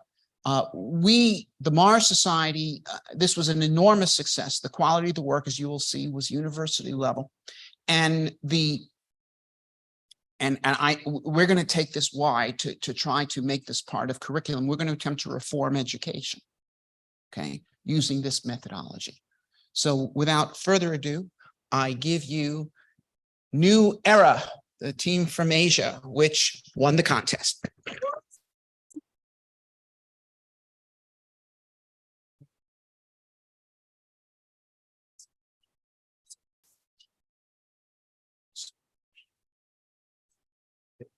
United States, team 1, right?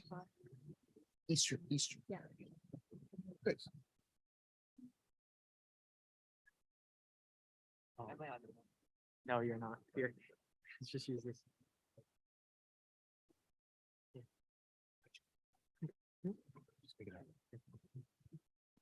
Hello. No. Don't think so. And maybe. I'll just chill. Sorry about that. Oh, good. Okay. Yeah, no problem. Enjoying this.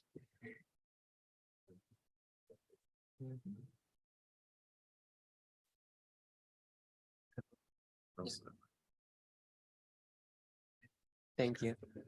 So, good day, everyone. I am Carlo Gia from the Philippines, and I'm with the rest of my team here from the USA, Singapore, and joining us virtually would be from India. And it's all our honor to present our project for a new era of Mars exploration using the technology of our decade. So, as an overview, New Era is an acronym for the different components of our mission. We have the name Nourish, which is fittingly for the greenhouse, Endure for the habitat, Wonder for the spacesuits, Explore for the rover, the balloon named Reach. There's also the truck named Achieve. As much as we need this equipment, we chose these names because we also believe we need to remind ourselves of what we have to do in order to pioneer a human mission to Mars. So the New Era mission is divided into 3 main objectives. There we go. 3 main objectives. Under atmosphere and weather, we're interested in the planet's methane distribution. And under life on Mars, we're experimenting on growing plants using hydroponics, and also searching for life nearby ice. And lastly, under human sustainability, we're aiming to have both short and long-term survival on the planet.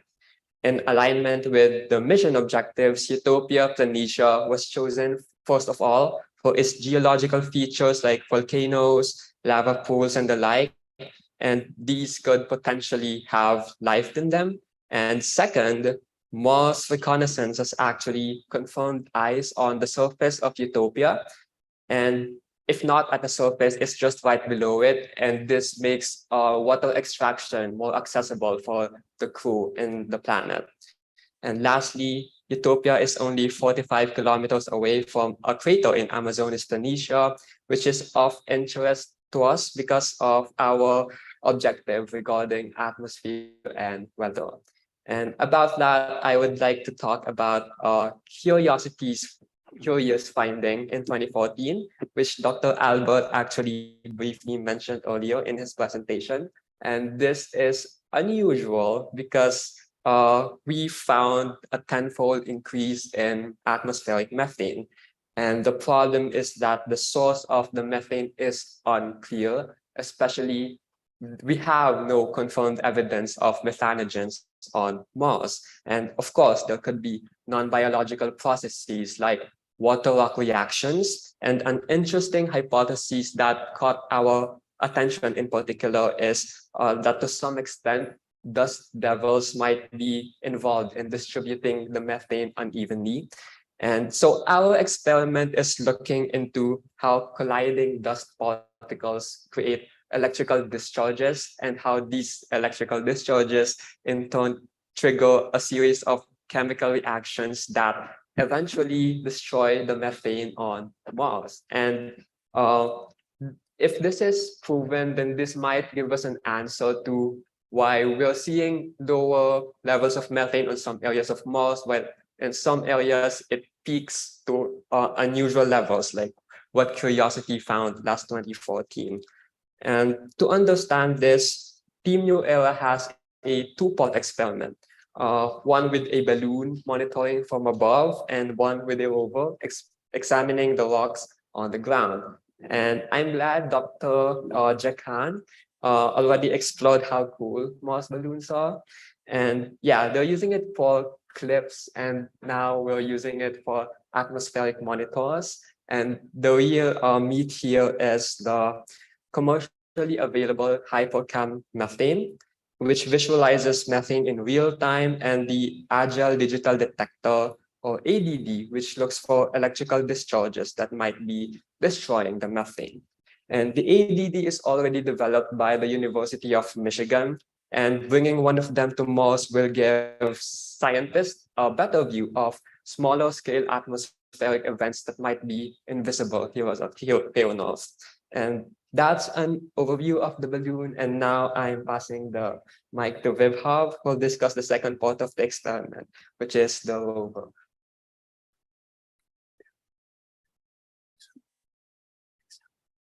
No. It's not. All right. Sorry about that. So for the explore part of the New Era mission, we're going to be focusing on the geology and the search for life on Mars using our specialized rover, conveniently named Explorer. Since we're extracting ice for methane, water, and oxygen production, we will be vetting all of our dig sites for life using the rover. Now, if we're looking for life, we must be prepared for the scenario that we actually find it. Well, 7 high schoolers aren't exactly the most qualified people to figure out what to do with the first life on another planet, so we've designed our mission to pause for 3 months while mission control figures out what to do. But even in this situation, our scientific exploration of Mars will not stop, as our unmanned balloon and the rover will still be able to continue. If we do not find life on Mars, we're going to continue with our ice extraction plan. The Explorer rover is designed to be remotely controlled by Martian astronauts and is fully powered on solar. It is able to drill into the ground not only to look for ice and do geologic research, but also on-site analysis and sample collection so the crew can streamline their exploration process. And on the screen there, you can see my very crude design of what this rover might look like. Now, this rover carries up to 50 pounds in samples, extracted using a 1 meter long auger drill that is built to be rotary percussive. So this rover is able to hammer through the rocks on Mars. Using a process called biting, which you can see in the top left of the screen there, we're going to slowly work our way in and out of our dig site to avoid getting stuck and use a temperature sensor on the end of the drill bit to learn more about the subsurface temperatures on Mars. An electrode also on the bit will be used to find the solubility of ice on Mars, making sure that drilling is done as efficiently as possible without getting the drill stuck. Once a sample is out of the ground, we're going to be using a pneumatic tube system to bring back all of our samples from the front to the back of the rover, just because this is the most mechanically easy to do and avoids contamination of all of our samples. Now that we have all of our samples, let's analyze them. The rover has 3 chemical analysis systems present on it. The first form is called SOLID, the sign of life detector. This uses 2 main parts to look for Earth-like life, searching for the repeating polymers that Dr. Benner has told us to watch out for. The second system is called the Microfluidic Life Analyzer, or MILA. This is designed to test for 500 plus different biological compounds, including organic molecules and amino acids from small liquid samples. Finally, the rover is equipped with a mini mass spectrometer.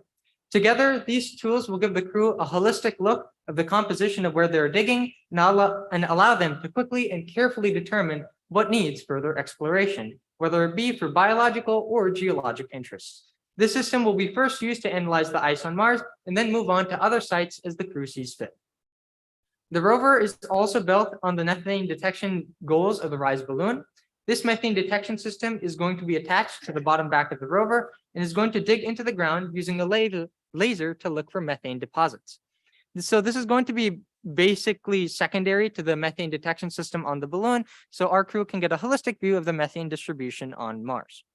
There are 3 main forms of communication on the rover: the low gain, high gain, and ultra high frequency antennas. These allow the rover to communicate directly to the HAB through orbiters, direct radio control, and even all the way back to Earth mission control if needed, respectively. These systems will allow communication with the rover and prevent it from being lost. The final important part of this rover is the spring tires. The spring tires haven't actually been used on Mars yet, but they're very important to our mission because, as you can see on that bottom picture there, they're malleable, but they're still able to go back to their former shape once that rock is removed. These tires are going to allow us to go into craters and not worry about getting stuck, making our rover not only more efficient in transit speed compared to, say, Curiosity and Perseverance, but less likely to break down as well. Although this rover is separately designed from NASA's rovers, it still uses the same principles and technology of many of its ancestors. All the communication systems are taken directly from Curiosity and Perseverance. The methane detection systems and life detection systems are derived from previous NASA projects, and although not all of them are tested on Mars, many of them are designed for future Mars missions. Even the newest aspects of the rover, like the drill and connected geological tools, are designed for a Mars mission and are built to avoid the previous downfalls of the InSight lander.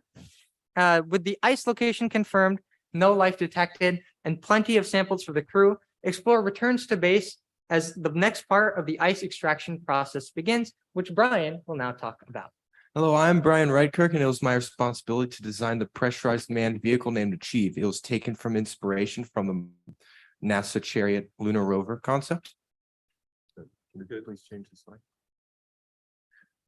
The intended purpose for Achieve is to provide a modular platform that can be configured to the needs of the crew to necessitate the drilling of ice for potable water or for the exploration of the Martian landscape of Utopia Planitia and the surrounding areas of interest. The pressurized cabin module is essentially a pressurized shipping container that can house 4 bunks, contains 2 airlocks for the spacesuits, and a small lab table to conduct simple experiments on. The drilling module has a large crane arm with a large tungsten carbide corkscrew drill, similar in concept to hand drills used for ice fishing in the Arctic. This drill is supposed to supply an estimated 1,600 liters of water per day for the crew to use as potable water or for separating it for use in the production of methane for heating and powering the HAB. The water filtration system departs from traditional filters like those used in reverse osmosis and instead utilizes evaporation to separate the water from contaminants. Due to the low gravity on Mars and with electrolysis being ever more efficient in higher gravity, we can use centrifuges to simulate higher gravity and thus increase the efficiency of the whole system. In order to keep the design simple, the system must be periodically halted to refill the tanks and for maintenance. The methane production system creates methane for heating and power for the main hab by pressurizing diatomic hydrogen taken from electrolysis and carbon dioxide from the Martian atmospheres and combining them at about 3 atmospheres and at a temperature of 400 degrees Celsius to create methane in the presence of a nickel catalyst. The byproduct, conveniently being water, will be separated and placed in the centrifuge to continue the cycle. The methane produced will be used as fuel not only for powering the hab, but also heating the main hab in greenhouse. Heating can be regulated by how much steam and CO2 produced by the combustion of methane is allowed to flow through the ventilation of the hab, as none of the gases will be introduced to the hab's atmosphere. And should the regulatory system fail and all the heated gas escape into Martian atmosphere, the astronauts should not be in any real danger of decompression. Also, due to the inherent need of large amounts of gaseous products for methane production and life support, we have quickly identified the need to have large amounts of pressurized gas on hand. This was easily solved as we can safely store large amounts of liquid hydrogen and liquid oxygen so they are accessible and not any danger to the crew. The simplest solution we have is to cryogenically store the gases, as it is the most efficient way to store the gases in a usable manner outside the hab. Now, onto the hab. Hi everyone. My name is Vashti Chawla, and I'll be talking about the hab. So as our favorite Martian has demonstrated with his extensive renovations to his own habitat, the hab must be able to sustain itself through many changes. And so I'll talk about our aptly named habitat named Endure. So our Endure habitat will require about 75 kilowatts to 90 kilowatts of power to operate per day. The structure itself will be modular, and each module will serve a different purpose, as shown by the diagrams on our screen. The central living module will be surrounded by other modules serving specific functions. And these modules will all be separated by airlocks to allow separate temperature and air regulation, as well as to prevent cross-contamination between the modules. Our Endure habitat will be made up of 3D printed superstructures printed with Martian regolith by rovers sent up to the surface prior to the mission start date. The regolith is a very promising material, as not only is it of course abundant on Mars, but it also serves as a layer of protection from solar and cosmic radiation. Beneath this, we have chosen to have an inflatable layer made from about 980 square meters of high density polythene, which has a higher strength to weight ratio, lower mass, and increased damage tolerance due to its flexibility. So the habitat will provide protection from extreme temperatures, high energy radiation, solar storms, and dust devils. As the habitat is also made of layers, as I mentioned, we are keeping them separated by around 5 millimeters to facilitate more efficient heat transportation.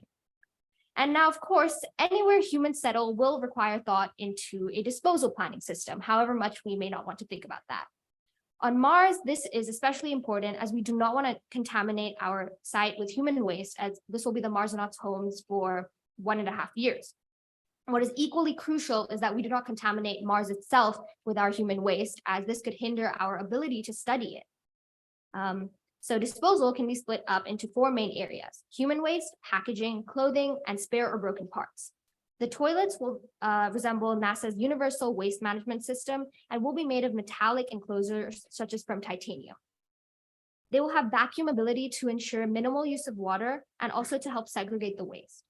Then a heat melt compactor reactor will process this waste to produce water, oxygen, and other gases. The remaining waste will be biologically inactive and can be disinfected using ammonia.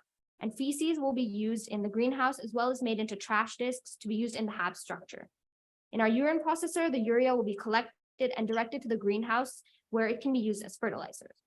Now, during EVAs, the Marsonauts will use maximum absorbency garments and dispose of them to be subsequently stored in the storage module of our habitat. However, with the emergence of more sustainable solutions to historically disposable ones, biodegradable garments like those made by the company Unique Wellness can be burned with no adverse effects and used as fuel on Mars. So in future missions, the equipment could be taken to disinfect these garments and turn the waste into usable compost. Lastly, packing for such a long mission will take up at least a ton of the weight on the payload. In cases of machinery, plastic packaging can't really be avoided. But for certain food and other matter, lightweight materials such as bamboo, cornstarch, or mycelium could be used. We also have devised a system through which the Marsonauts can get optimal use out of their clothing. Sorry, can you go on the next slide, please? Yeah, so we will be using liquid carbon dioxide dry cleaning, and this ensures use of minimal water so as not to use up the precious water source of our Marsonauts. And lastly, we've ensured sufficient backup for every important system. But if a device stops functioning beyond repair, we can repurpose its parts for use elsewhere. I will now pass on to my colleague Venkata to talk about our Wonder spacesuits. All right. Hello, everyone. My name is Venkata Burgabanda. I'll be explaining to you the design, function, and other aspects of our Wonder spacesuits. This is the W in the New Era acronym. So these spacesuits are specifically designed for a manned mission to Mars, and they're optimized for efficiency and accessibility. Their primary functions will include protecting the Marsonauts from the Martian atmosphere and radiation, and providing increased dexterity and comfort compared to previous designs. So the layers of the suit itself are pretty conventional. The outer layer will be made of orthofabric, and areas that are likely to undergo additional wear and tear, such as the knees and elbows, will be covered with Teflon, which is very slick and hence harder to catch and damage easily. The gloves will be made of traditional Vectran with a layer of Tyvek underneath for further protection of the hands. The New Era mission plans to provide 7 of both IVA and EVA suits. So the suits will be covered with blue Maya coating because this color helps reduce radiation exposure, but primarily because it stands out very well in the Martian environment. So in addition to this, it's also resistant to light, corrosion, fading, and moderate heat. For the helmet and visor, we'll have polycarbonate as it bends when force is applied rather than breaking, retaining good optical properties. To protect the Marsonauts' eyes, the helmet will be covered in a thin gold film to reflect ultraviolet and infrared light, but it'll still let visible light pass through. Okay, so now we have the design of the Wonder spacesuits. As many of you know, there are 2 major systems of maintaining pressure on the human body, which are gas pressurization and mechanical counter-pressurization. Until now, all of the suits that have been used are gas pressurized, but MCP suits, which use skin-tight garments to provide pressure against the skin, have been largely ignored. So to use aspects of both mechanisms, we propose a design in which the suits would be made of an outer gas pressurized layer, but also an inner mechanical counterpressure layer. So this way, the Wonder spacesuits are safer through redundancy, increased mobility for the astronauts, and reduce weight on the Marsonauts for easier EVAs. So of course, the helmet would still be gas pressurized, but a neck dam would separate the GP helmet from the GP MCP lower body. Also, as an ISRU application, the spacesuits will keep pumping stored oxygen into the helmet, but they'll pump the Martian atmosphere into the upper and lower torsos. So the pre-breather requirement for the Marsonauts would still be about 30 minutes. As Vashti said, the waste management and maintenance systems on the spacesuit will probably be maximum absorbency garments and to collect urine and feces for the duration of the EVAs. In total, the combined suit weight would come out to be about 217.75 pounds on Mars, which is around 82 pounds on Mars, sorry. Yeah, so for communication during tuck excursions, the crew will use built-in ham radios in the headgear of the spacesuit. The beacons for these radios will be placed in our truck in the hat so that there's a portable as well as a stationary beacon. And these will have like a 150 to 200 meter radius. So we'll also have a high gain antenna set up to contact Earth through the Mars Endeavour satellite. And the signals will be converted to and from binary during travel. So now I'll pass it on to my colleague Arya to talk about food and the greenhouse. Thank you, Venkata. Hello, everyone. I'm Arya Ozade, and I'm going to talk about Nourish, which is the name of our greenhouse, and it does exactly what its name means. So the system of growing food in the New Era mission is hydroponics. Aeroponics was not chosen as it's a lot less reliable than hydroponics, and if something were to happen to the plants, like maybe something gets contaminated or nutrition isn't supplied enough, the plants are likely to die a lot faster than plants grown hydroponically. On the other hand, Aquaponics and aeroponics are good options for future missions, as by that point will be a lot more self-sustainable and it would be more risk-free. We've got a wide variety of food items to grow, including potatoes, sweet potatoes, carrots, lentils, tomatoes, spinach, soybeans, rocket leaves, and white mushrooms. Mushrooms will be grown separately from the rest of the crops in a cooler, darker environment. The mycelium required to grow the mushrooms will be grown in the laboratory. And each harvest is going to be around 95,000 to 100,000 calories weekly, and the plants will be supplied with artificial light. Now, this is the nutrient table. A wide variety of plants have been chosen to avoid menu fatigue and have been chosen according to the crew's nutrient requirements. Next slide, please. Food. Pre-packed food is going to be carried and consumed until the crop harvest is ready. We also have luxury foods and personal comfort foods that the crew can eat if they're suffering from menu fatigue or during times of celebration. Lastly, this supplementary pre-packed food has a shelf life of around 4 years, so it can last them throughout the entire trip. Mushrooms. Mushroom growth will start after the first harvest, after the mycelium has been grown in the laboratory. Unconsumed plant material like husks of lentils or leaves we don't eat will be stored and used to support the mushroom growth. The mushrooms will also be high in protein and potassium. Fertilization. The plants are going to be fertilized using urine and human feces. Urine containing high amounts of contains high amounts of nitrogen, which when mixed with water fertilizes the plants. Human feces contains high amounts of phosphorus and potassium, and the feces and urine together are essentially complementing each other, as one provides an essential nutrient that the other cannot. Our main goal in this case is to make the most out of the waste products. Majority of the biochemistry research relating to food in the New Era mission includes studying plant growth, nutrient content, environmental conditions, temperature, and pH balance. The mycelium used to grow the mushrooms will also be closely studied. Additionally, human waste will be examined regularly to check for any abnormalities. Water management and water cycle. The urine could go two ways. It could go into a urine processor to be decontaminated and converted to urea to use directly in the hydroponic system, or it could just directly be put into it. Any excess urine can be recycled as water. Feces can go two ways as well. It could go into the heat melt compactor, which could be used as fertilizer for the mushrooms and put into the composting box, or could be used as food as a last resort or during emergencies. Now on to my dear colleague, Maya, who's going to talk about the New Era crew. Hi, I'm Maya, and I'm going to be speaking to you about our New Era crew. Carl, if you could go to the next slide, please. Firstly, we have our selection process, which will consist of several elimination stages, similar to what the ESA and NASA currently follow. The final round will have 10 shortlisted candidates, as you can see on the slide, out of which the 5 that make the original crew will be chosen based on their abilities to work as a team. The crew will be selected based on an age and height range, as well as their experience and qualifications, and will hopefully be chosen in a manner as representative and diverse as possible. We've chosen these specific ranges and base criteria, keeping in mind various types of limitations. The crew should ideally consist of people that are psychologists, doctors, engineers, climatologists, and chemists. As you can see, we've detailed in the slide.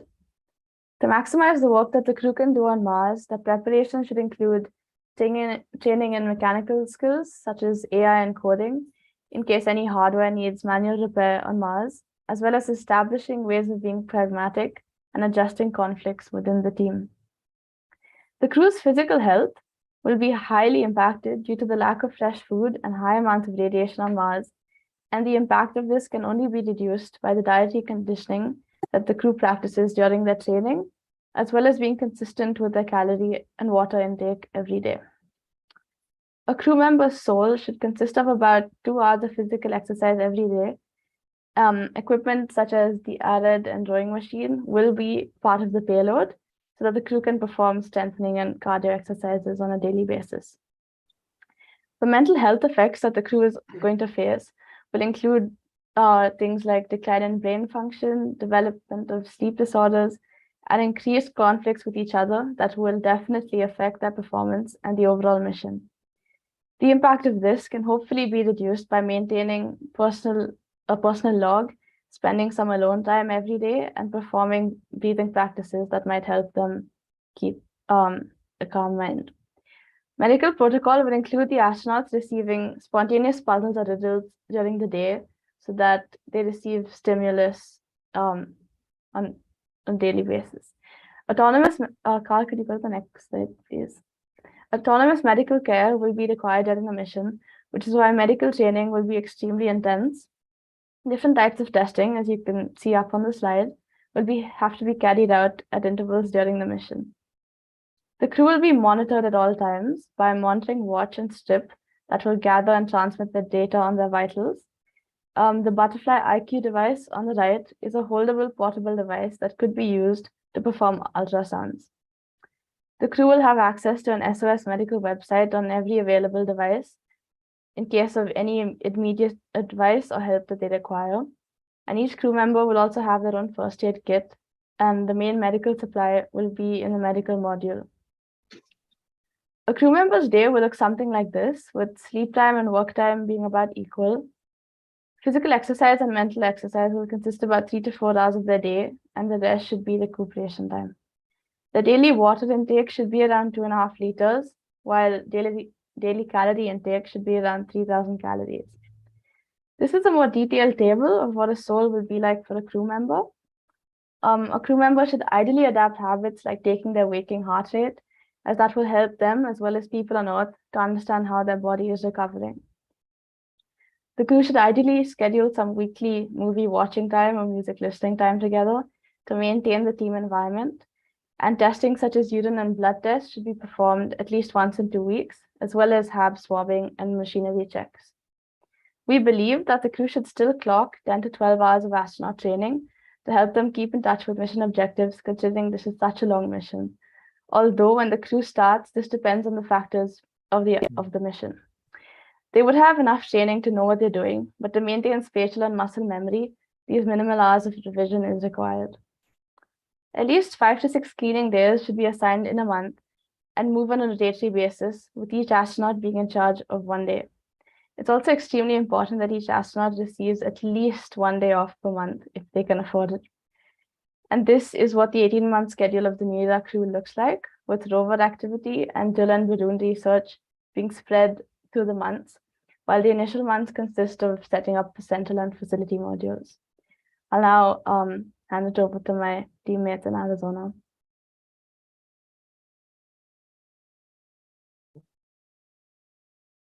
Well, thank you everybody for listening. I know we went a little bit over what we were supposed to, but we just wanted to quickly say thank you for such an amazing opportunity. Having the ability for any of you to listen to us, even just for a second, as high schoolers is just a feeling we can't really put into words.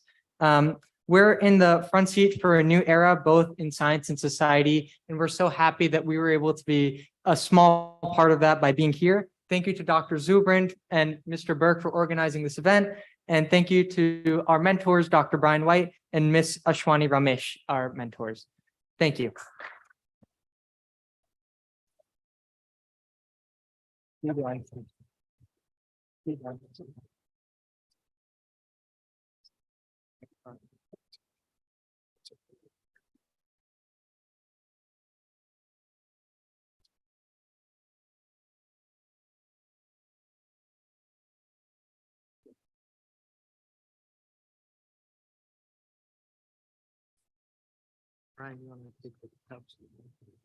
Thank you, Maya and Arya.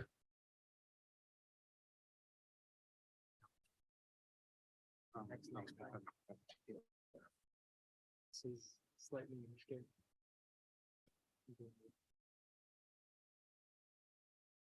Oh, I'll go fix it. No, I know. Just trying to adjust the.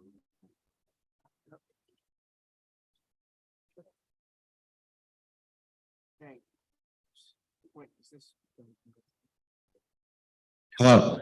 Okay, so we're now going to have a panel on this competition, and so we're keeping one of the members of the Asia team on, but I'd like a representative from each of the other teams that are here. So, for example, a representative from the Western American team, I know Eastern Americans, European team. So Okay, so I know you're from the East Coast American team. And you're from the European team. And then you're from the Western American team? Yes. Okay, great. And then Trudy, who was not part of this contest, but was very much involved in STEM and space education. And was a judge of the excuse me. Okay, she was one of the judges, which are very important. Okay, because it's not just the people who cast the votes, it's the people that count the votes that count, to quote Stalin. But anyway.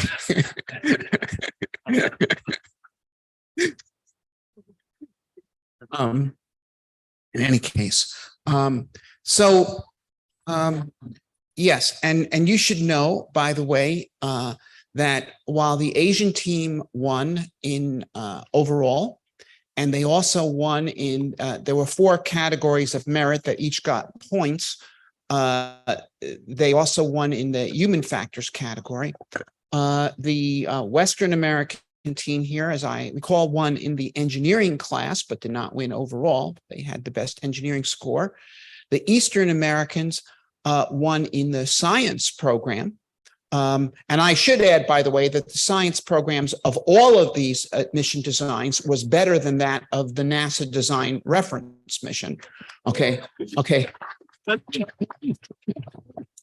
Because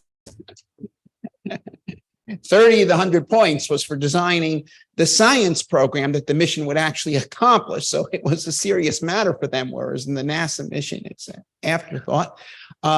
So the East Coast Americans won the science, although I should say they just nosed out the Europeans, who came close. And the Europeans did win on cost. So each of the 4 teams here excelled in at least one of the categories of merit. So I already explained what the contest was like. And so I'd like to ask the contestants, what was your impression of the experience? Does any one of you young people want to take this on? Okay. Is this on? Yes, it is. I'd say that more than anything, it gave us a good snapshot of what engineering classes, what scientific studies might look like in the future for us. And as high schoolers, being able to get that window into what life at a university might be like and what life in our future careers may be like. That was one of the bigger, that's one of the more bigger picture things. But I just love the formation of teams and how we kind of just got thrown together based on location, but we ended up creating friendships. At least I hope you guys created friendships.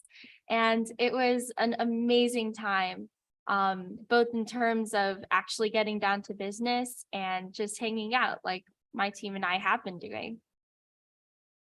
Okay, another one want to comment on it?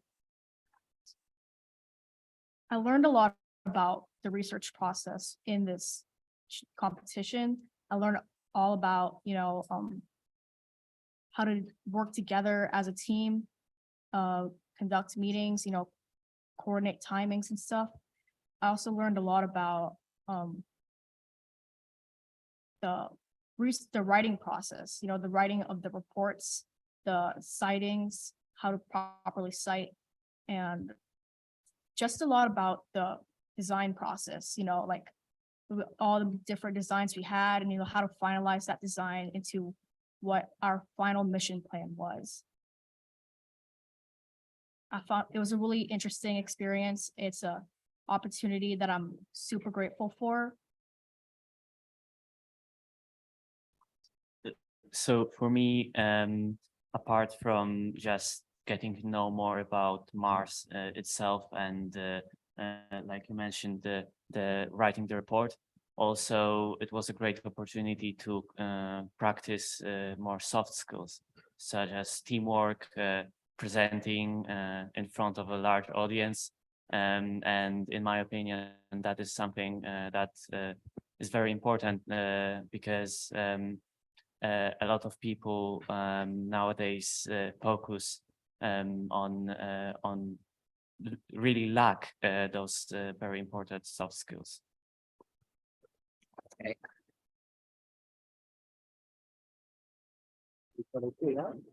Now, one of the things we did that was a little unusual that I mentioned was we gave each of you a chance to take shots at the other teams, and then you had a chance to defend yourself against that.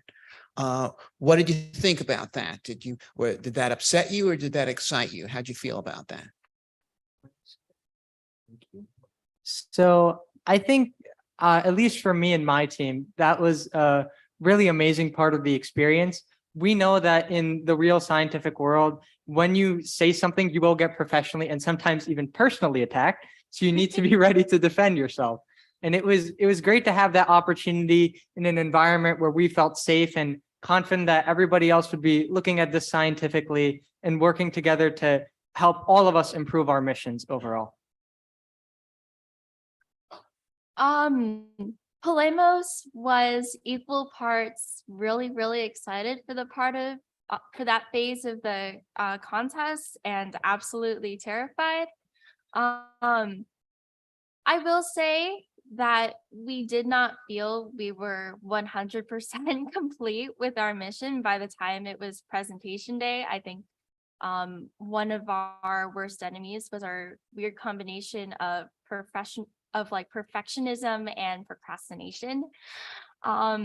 So we went into those rounds knowing that we had a lot of holes that could potentially be attacked, and the entire like night before that day was just like, okay, what do we say about the massive holes we have in our mission?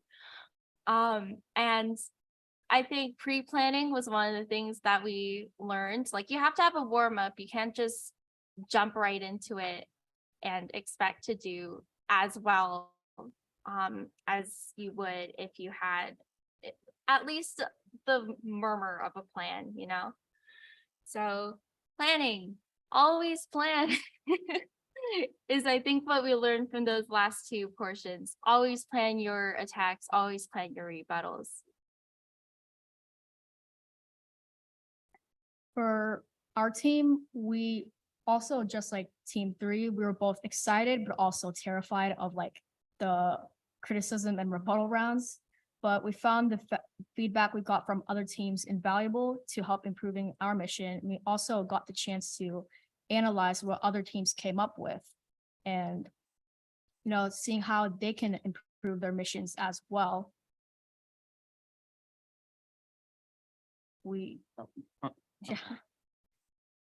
It's a real good experience to get, especially in the real world, how you might have to defend your own design as well. And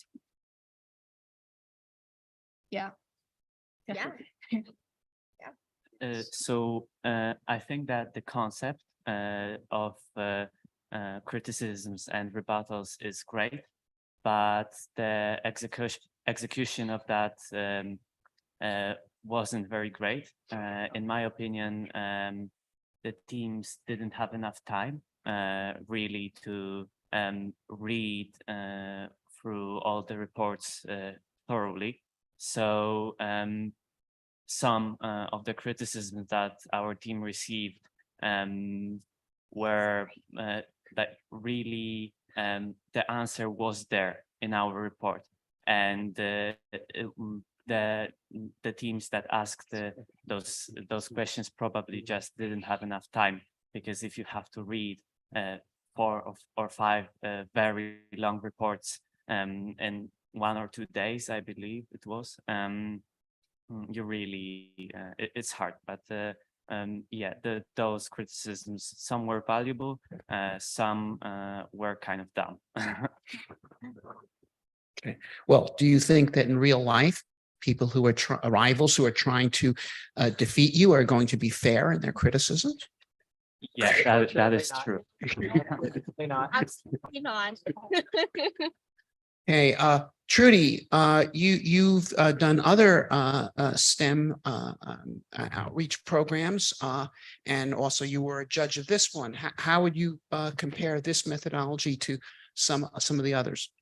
I really like that it was very realistic. I'm a planetary scientist. I was at Jet Propulsion Lab and Lunar Planetary Institute. These days I teach at a school co-founded by Elon Musk. And to watch these kids work was amazing. And to see the product that they came out with was I would say higher than most science competitions. It was really impressive to see the system and to see it be realistic. And for these kids to have to undergo actual criticism was, I think, a really good thing for a child to be experienced at this age. Yeah, it was a really cool thing. There's a need for change in STEM education, I think, across the world. I think this is a really big step forward. Okay. I'd like to open up to questions from you. Are there people from the floor who have questions? Oh boy. The fun part. That is the fun part. Benner. Could you make a remark about the roles of mentors in this process? You had them. Did they guide you too much, too little? A lot of times with these science projects, you discover it's the mentor who produces them. This is clearly not the case with you folks, but make some comments about mentors. I feel like the mentors were mostly there as somebody that you could ask questions to if you were stuck on either an aspect of the paper or an aspect of your actual research. I found that we were asking ours like, what kind of citations do we use? There's 2 versions of APA 7th edition for some reason. Which one do we use, school or professional? And a couple questions about just like the sources that we were reading, the presentations. And I found that for the most part, we could take care of the writing ourselves. It was just the fine things that we needed her help for.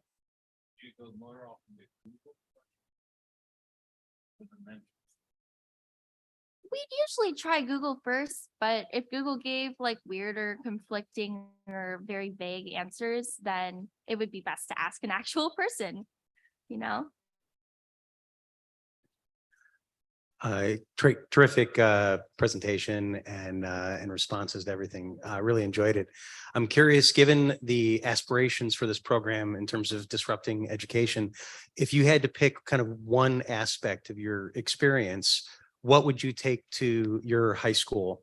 Would it be something content related? Would it be the format, the use of mentors? What would be the thing that you would bring back to say this would be an impactful change to make right away? I think the best thing we can take back immediately is the sort of format where we're not just being taught and we just need to apply it for a test and forget about it. We're really applying, learning, and understanding all these things we're learning, especially in those science, technology, engineering, math classes. Looks like there's someone over there. Oh, you have someone there. Okay, got it. Hey, have you ever seen opportunities for apprenticeships, not just mentoring, in other words, going to work for a business, working in your area of expertise? Have we seen that? I mean, if you're asking if the opportunity has come out of the program, not directly, but I think in the process of broadening our horizons via this program, we've been able to look out more for internships and stuff. There's actually a NASA program that is able to connect high school students with space-related internships, which we're planning to do some exploration on for next summer.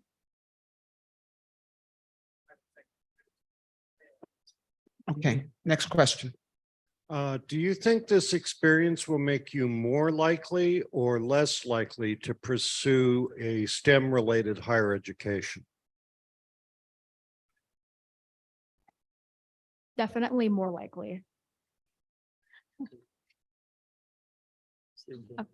Another question? Hi, Oh. impressive work. Each of you clearly came to this competition well prepared. I wonder briefly what brought you to that point to be ready to do this? So for me, I'm from Poland, and I was taking part in some other competitions. For example, doing some work about life on Mars, and generally I was participating in chemistry competitions also. So this kind of sparked my interest in space, and in generally kind of I learned that participating in competitions is the way to go to expand my knowledge and abilities. Okay, there was a question over here. Oh, I have been, Oh, I see. so I was curious, you went through the process for the first time of kind of how NASA would do it or how it's standard done in the industry. Did you guys have thoughts about things that could be improved about the process that you went through? Like, did it seem correct or did it seem silly in some ways? Let's actually take a vote here. Who here thinks that we needed more time in between the rounds? So I think that'd be the one thing I change. All right. Well, you have limited time, unlike NASA, which takes forever.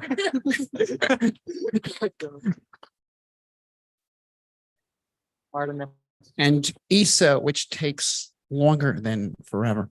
Okay. Oh, I have a question for you. We made no attempt to coordinate the opinions of the instructors.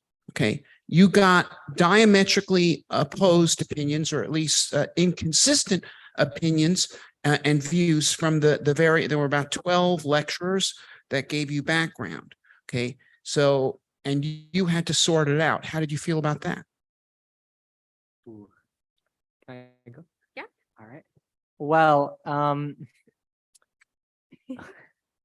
there's no really good way to answer this question without offending somebody, but I think we wanted to make sure that we considered all the possibilities. So at least for us, it was almost always good to hear that there was somebody with an opposing view, because it made us think that we weren't overlooking something basic. And when we were managing all those ideas, well, what we did was we looked to other people. What do other scientists think about this issue? What are their goals and what are they trying to accomplish with their point of view? So taking all that into consideration really helped us figure out what decisions we want to make and what we want to learn from each instructor.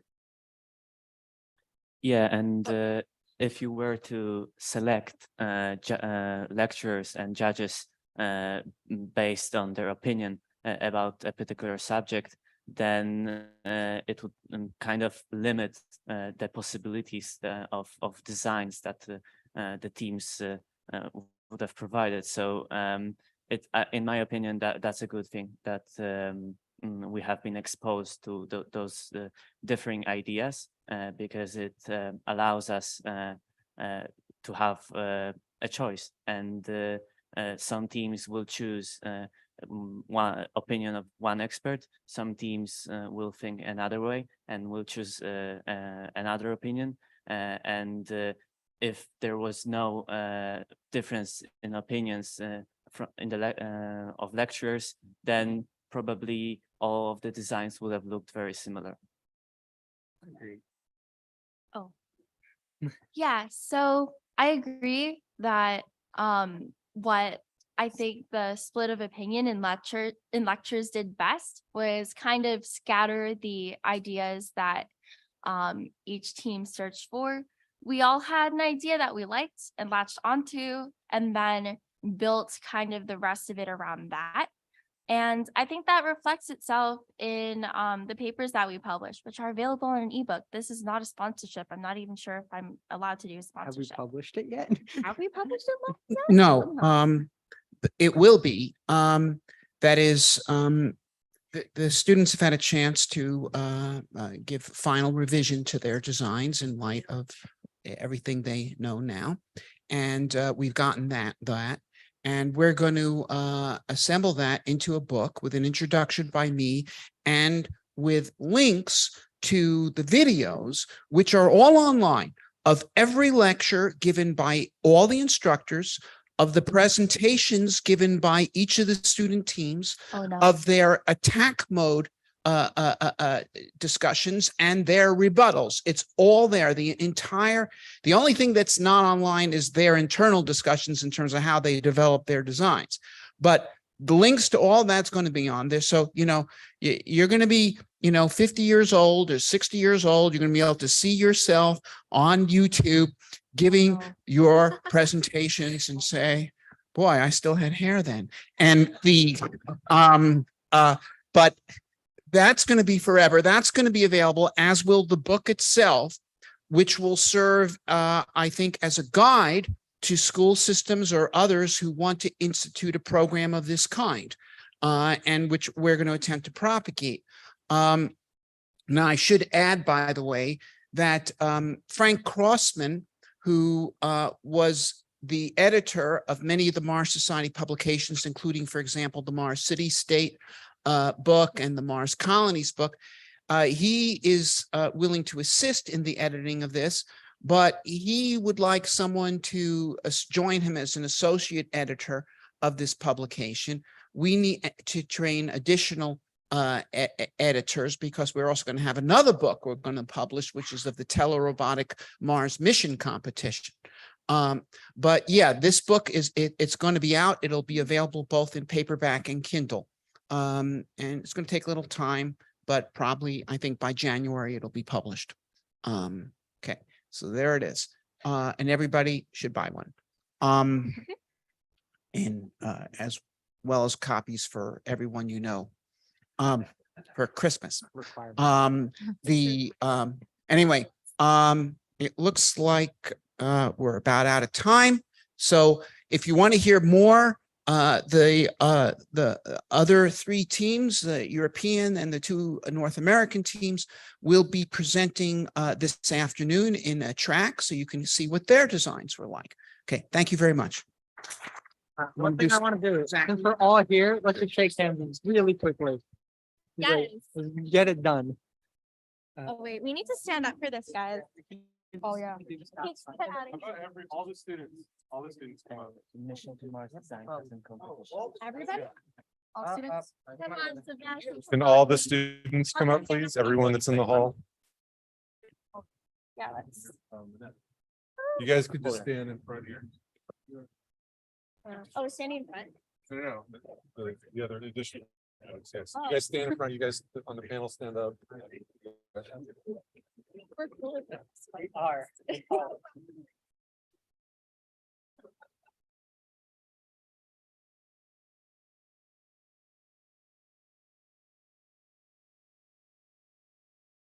All right. Okay, guys. You good? Okay, I think picture, one more time. Take the shot. Come on, guys. You're looking at. Oh, just look down there. Stare at the wall. Marson. Marson. Marson. Marson. Mars. Okay. All right. Thank you. Thank you. All right. So you guys got to be an official picture. Are you two happy? Which way to be? I serve purely pro. Okay, Chris, if you want to do a quick sound check and start your video. Sound check 1, 2, 3. Zoom up, please. Zoom up. Go ahead again, Chris. 1, 2, 3. Can you hear me? One more time, please, Chris. 1, 2, 3. Can you hear me? Yes, thank you very much. Okay, great. You can go ahead and share your slides now.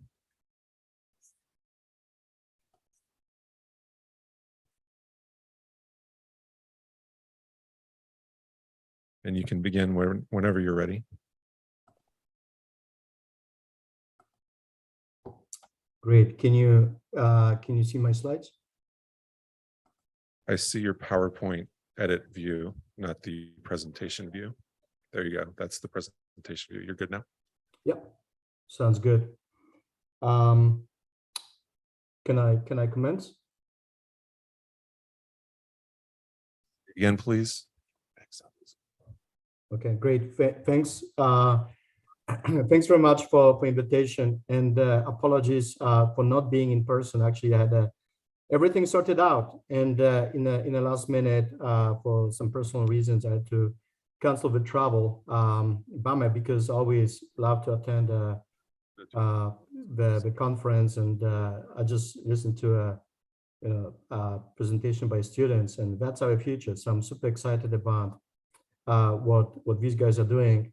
There is one note about YouTube. I'm not sure whether YouTube is still going to exist, right?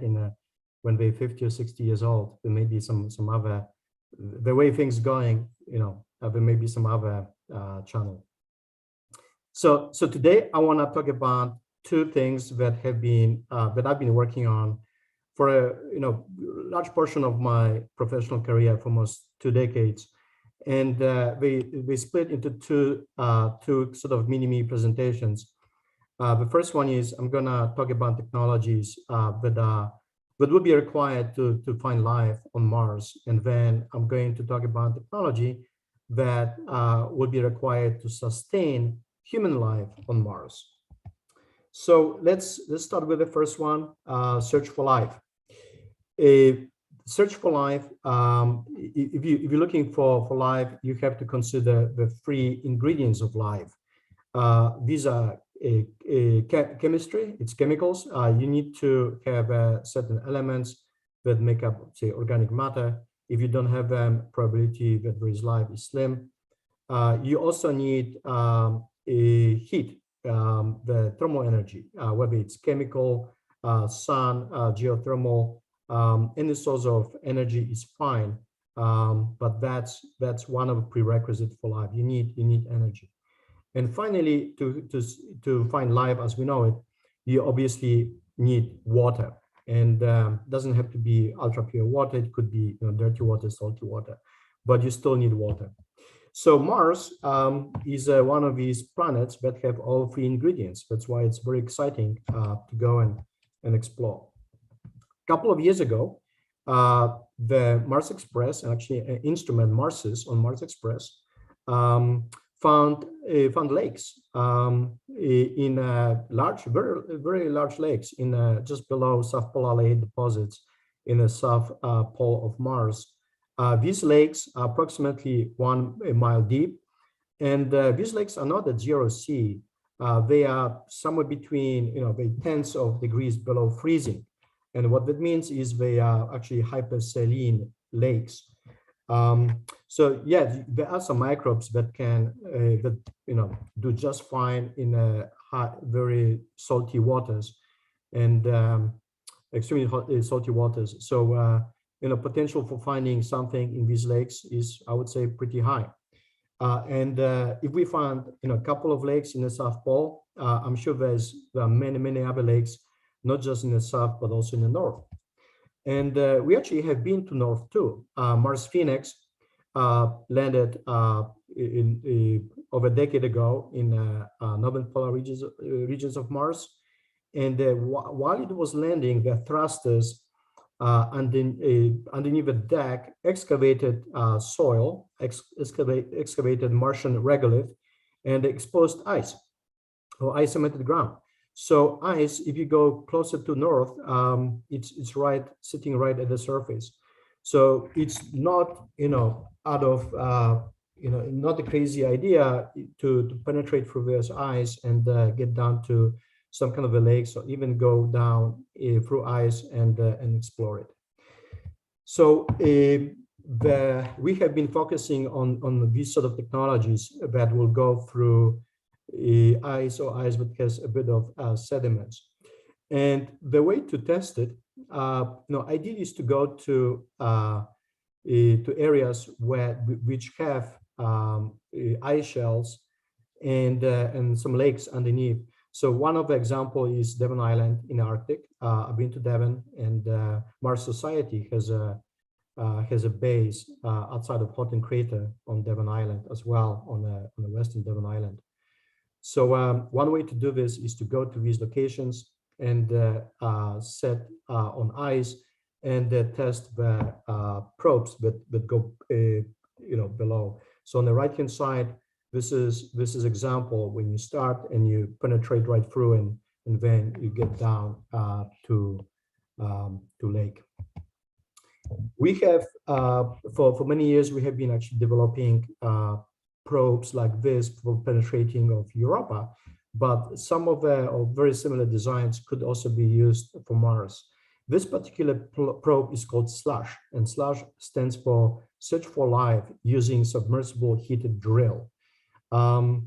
This system is this probe is just over 0.5 meter diameter, so it's not a small thing. It's not a small thing.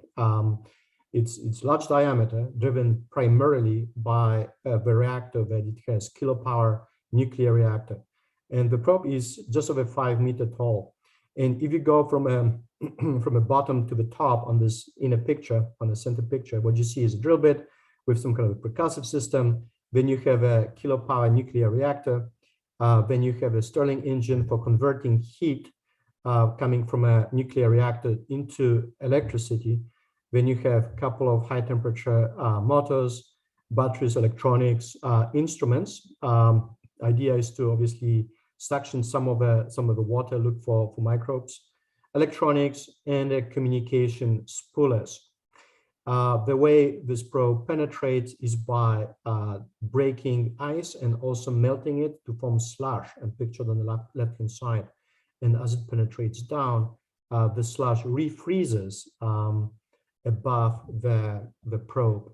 So whatever is left in a freeze channel is a communication tether. We have done prototyping of these sort of systems. Right on top, you can see the slush probe. This probe is just over 6 centimeter diameter and almost 1.5 meter tall. If you look through the cross section right towards the bottom, what you see is drill bits with motors and heaters, because it's a heated system, some percussion systems, slip rings, electric motors. Right in the center, you have anti-torque assembly, because if you're spinning, there has to be counter torque, right? And so we have these skids for providing counter torque. And right on top, we have a tether bay for that comes out from a probe and refreezes behind as slush turns back into ice. So we have vacuum chambers here in beautiful Altadena, outside of NASA Jet Propulsion Lab in Los Angeles.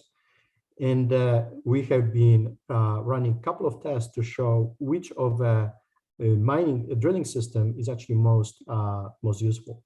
So what you see in these short videos taken inside the Mars vacuum chamber is a probe initially melting through ice.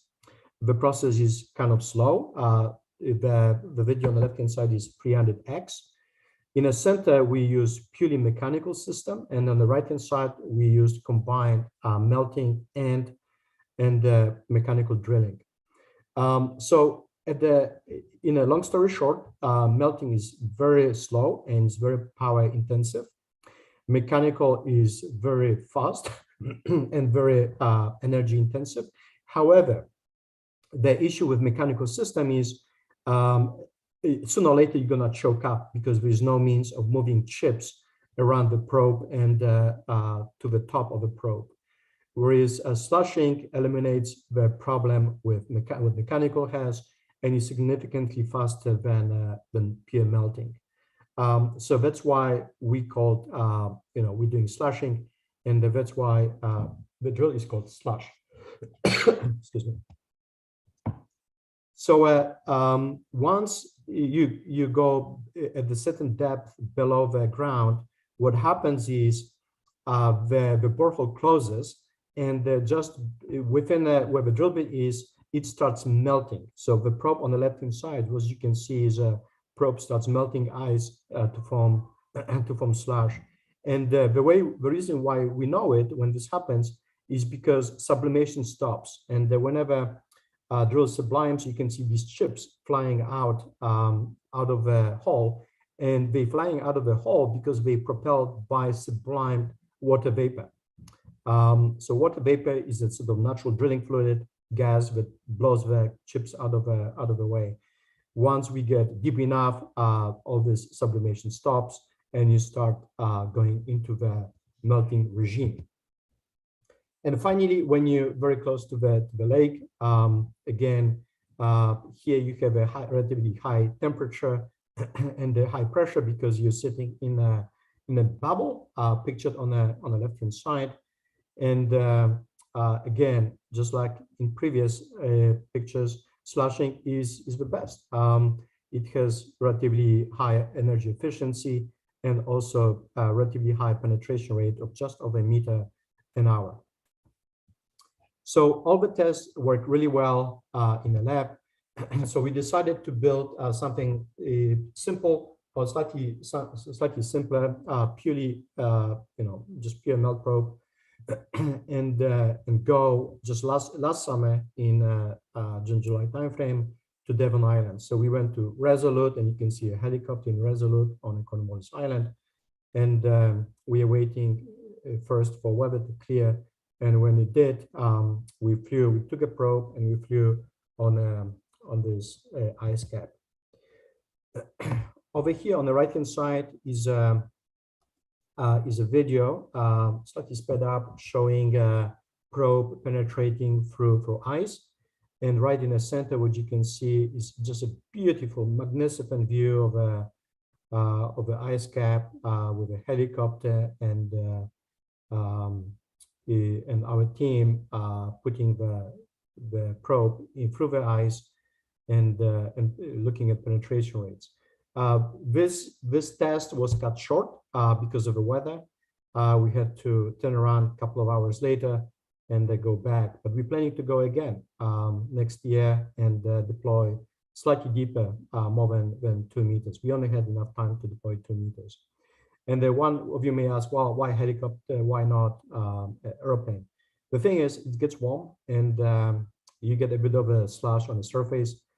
So if you try to land with a Hey, Chris. Yep. Chris, I apologize. We just lost Wi-Fi here for about a minute or two. Okay. Could you just go back on your presentation about 90 seconds? Repeat that. Thank you. Okay, not a problem. So what you see here is ice cap on Devon Island. It's close to 1 kilometer thick, and we used a helicopter, not the aeroplane or such as Twin Otter with skis, because as it gets warm, and as it gets warm, obviously the friction increases, so you cannot land. If you land, then obviously you cannot take off because of too much friction. So that's why we went with a helicopter. On the right-hand side, you can see a video of a probe penetrating through ice and a couple of meters down. We only had literally a few hours to do this experiment before weather turned, and you had to go back to Resolute. But we are going around 2 meters per hour at the power of 600 watts. So this is going to continue. We're going to go back next year and try to deploy a bigger probe slightly deeper. All right, so let me switch gears a little bit and talk about mining water on Mars. This is a beautiful picture of a futuristic human base on the surface of Mars with starships. And for this picture to become reality, you obviously need water, oxygen, and carbon, and you need these elements for fuel. Starship requires a lot of water, a lot of methane. You also need energy, like for example, fuel cell at night to generate electrical power. You have beautiful greenhouses that obviously need water, and obviously for life support, you also need water and oxygen. In fact, I would say life support doesn't require as much water and oxygen as fuel and energy and agriculture. That's why it's right at the bottom. Now, why don't we just bring everything to Mars with us? And the issue is this so-called gear factor. For every kilogram that we put on the surface of Mars, we have to launch 226 kilograms from the surface of Earth. So if you want 1 ton of water on Mars, you have to ship 200. You have to launch 226 tons from a surface of Mars. So things, add up very, very quickly, and it becomes pretty apparent that you have to do some mining on the surface of Mars to make it feasible. In terms of water as a resource, on Mars, actually, Mars is very rich. You have quite a few options. You have liquid water, as I mentioned earlier. You have ice as pure ice or ice in the ground. You have also hydrated minerals, like, for example, gypsum, which has around 20% of water. Regolith by itself has some fraction of water and obviously atmosphere. So here, what I'm gonna focus on is extracting of ice in these sort of areas like Arcadia Planitia. Recently, there has been a study looked at what would be the ideal location to set up a base. One of them is Arcadia Planitia. The reason why it was selected is because elevation is relatively low, so you have more atmosphere to slow you down. It's relatively at the low latitude, which means you have access to sun. The number of rocks that are larger than a meter is less than 5%. So that's good. The slopes are relatively benign. You have a couple of landing locations within a kilometer proximity, and you have water. And we found lots of water below 10 to 20 meters of regolith in these so-called ice sheets. So we start developing a technology called red water to get down through regolith and they get down to these ice sheets. So right in the center, what you see is a red water. It's an ISRU system that combines 2 technologies that have been used commercially here on Earth. So these 2 technologies stood the test of time. On the right-hand side, what you see is a cold tubing technology. Cold tubing drilling is a means of making a hole using a tube. It could be a steel tube, sort of like your garden hose, that is reband into a straight pipe. So you have a pretty powerful injector system that turns a curved tube into a straight tube. And you can go thousands of feet here on Earth for oil and gas and mining. On the left-hand side, you have something called red water. This is a system used in the South Pole in Antarctica to deliver fresh water to the base.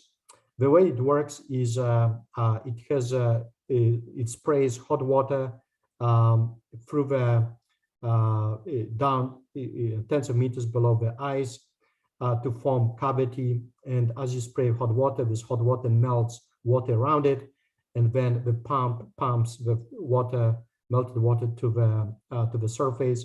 Some of this water is stored, some of this goes through the generator and heater system, goes back down to spray more water. So we combine these 2 and to form a red water system. Now we build actually a system. This is an example. The reel itself for 25-meter penetration is approximately it's half a meter diameter. So this entire injector system with a drum is close to a meter. Then we have a bottom hole assembly, which includes heaters and motors and a lot of tubing. And this is a picture of a red water with tanks. So you have a tank for compressed CO2 and tank for water. This entire system weighs around 66 kilograms, so it's not that heavy. The way it drills is you can see this cold tubing. We're actually flying a much smaller version of red water to the moon next year. So you have this tube on the left-hand side. You can see kind of spools out, goes between the pulleys, and injects compressed gas. And this vacuum chamber is actually under Mars pressures. So you can see the gas in vacuum, even Martian vacuum, is extremely, extremely powerful. So we can drill with the drill bit cuts the formation, but the gas is used to blow the cuttings out of the hole. So I'm gonna play this thing again.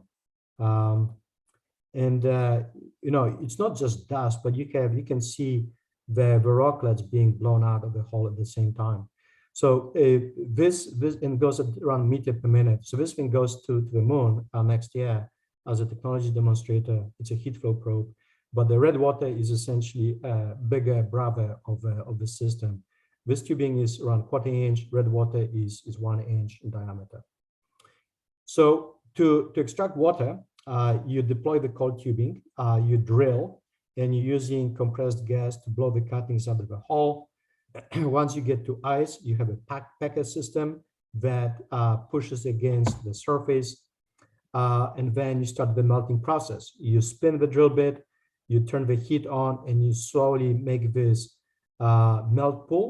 Once you create enough melt pool, you pressurize it, and water under pressure flows to the surface. So there are no pumps, no pumps. This entire area is pressurized. Water under pressure flows to the tank on the surface. So this shows a step 1, which is pneumatic drilling. What you can see is a drill going through the 1.5 meter columns of ice, and you can see the snow being blown out. So this is how we drilling. You can see the injector over here that sits right over there. The way you see whether the injector is working or not. On this side, the tube is smooth. On this side, the tube is cut with the teeth. The force required to bend it is so high that you plastically deform the tube. So that's why you have these teeth from a driver gears. Here we show how the packer can be inflated. So we go down and you can see the packer sitting right over here. And here the packer sits inside the ice column and maintains pressure of 40 psi.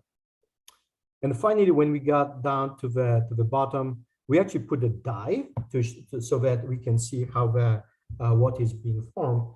But you could see there is a melt pool being formed in the ice column, and with the packer sitting right around. So great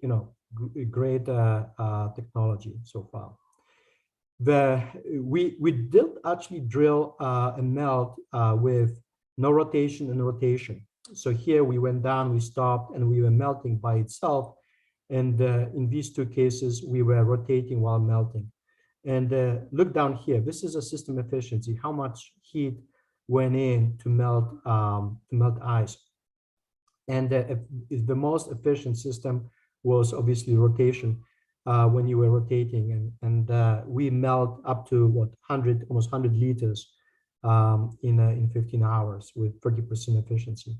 And the reason why rotation is required is sort of like when you put sugar in a tea. If you don't stir it, obviously it's not gonna dissolve.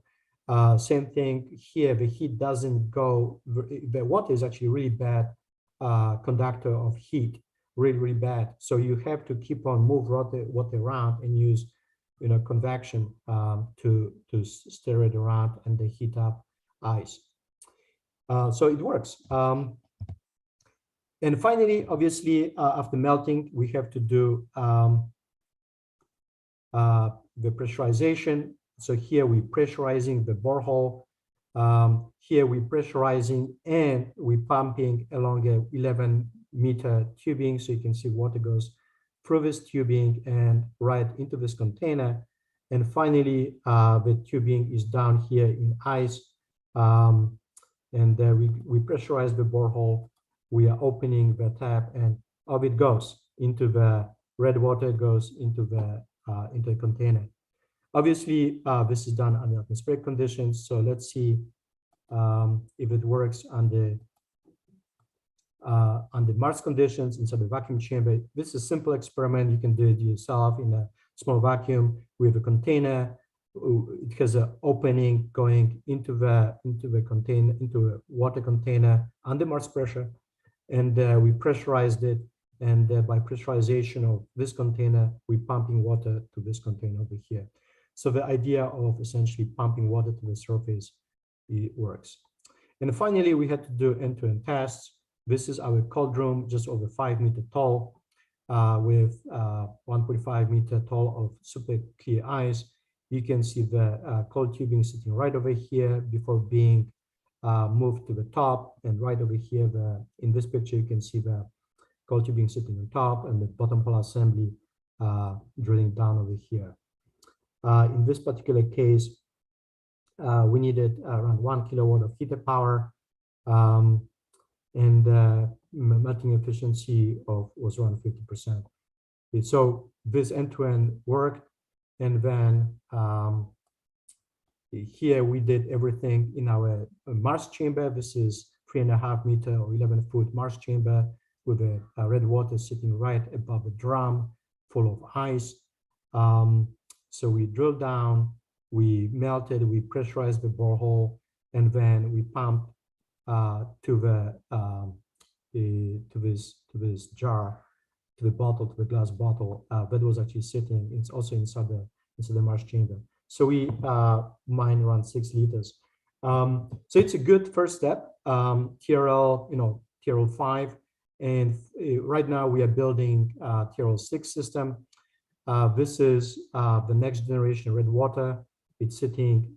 This is how it looked like last week. Was sitting on an assembly bench, so you can see the swivel right over here. The drum sits inside this hex, and here the bottom hole assembly is gonna go through the injector system.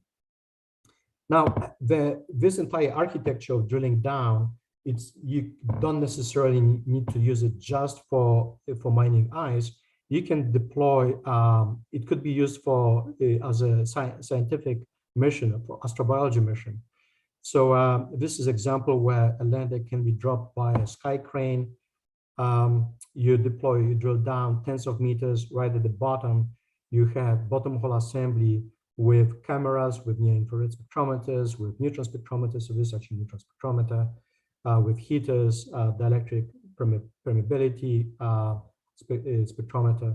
So this is our TRL 5 system for a scientific mission that can go literally tens of meters below the ground with, I would say, around 100 kilograms total, including avionics and compressed gas and things like this required for this thing to work.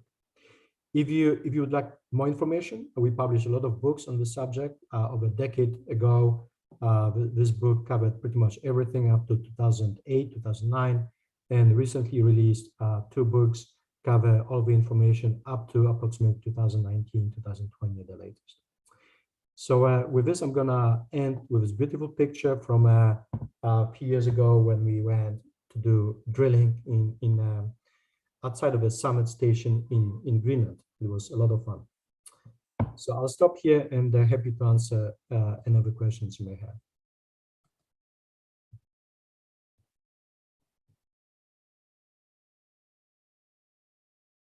Thank you, Chris. We got time for some questions.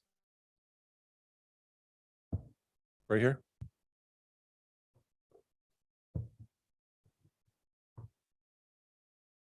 When you're pumping up this, it's not necessarily pure water. It's a slurry. How thick of a slurry can it be pumping up? So actually, it's not gonna be a slurry. Slurry is we're gonna wait for what if you have any sediments. We're gonna wait for sediments to settle down at the bottom. The intake for water is gonna be close. It's not gonna be at the drill bit. It's gonna be some distance above the drill bit, a couple of feet, a couple of meters. So the water will have some sediments, will have some particulates, but it's not gonna be slurry. And this is also a reason why we decided to pressurize a borehole as opposed to have a pump. It's easier to pressurize a borehole and have a thick tube through which some particulates can flow to the top without jamming, as opposed to have a pump, right, with some a diaphragm pipe or some gears and so on that could jam when you try to pump fluid with some sediments. Other questions?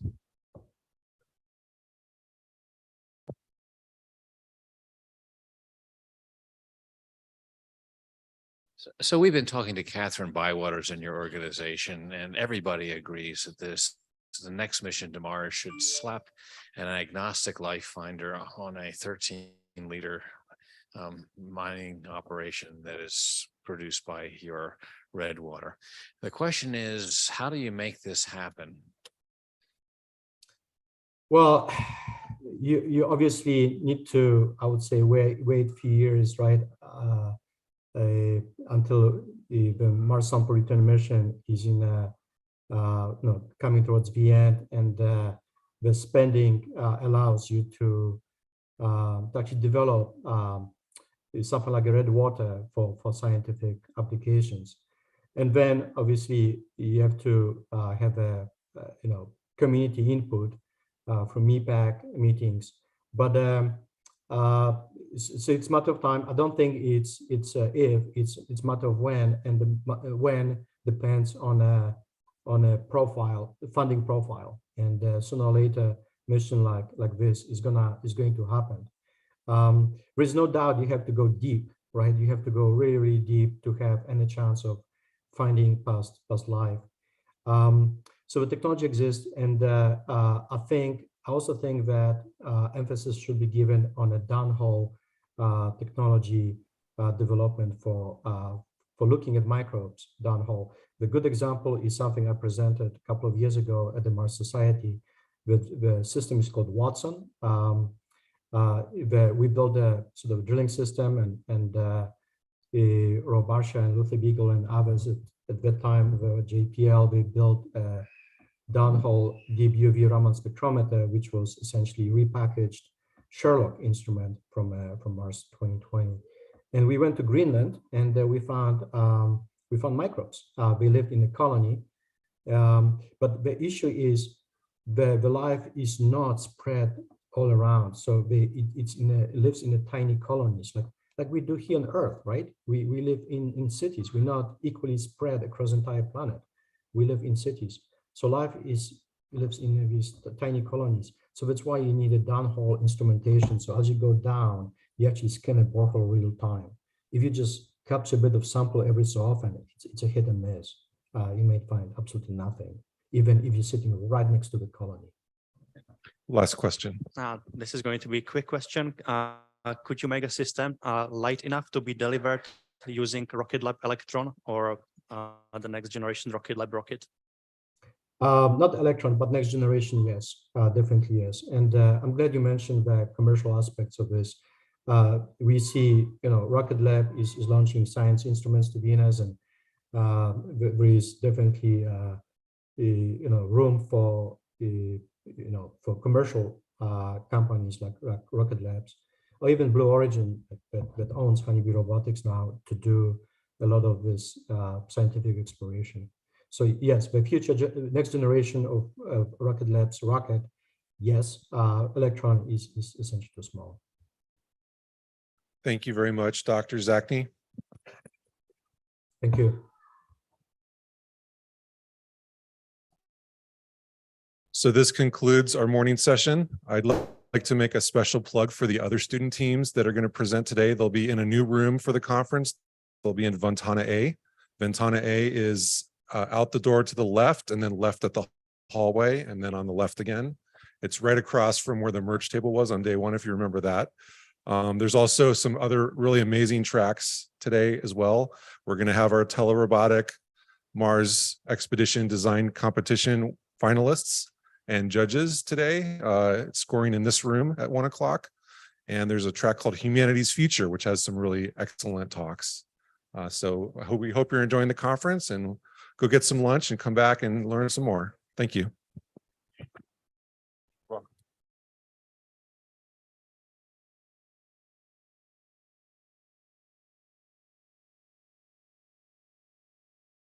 And Robert is signing books over at the merch table.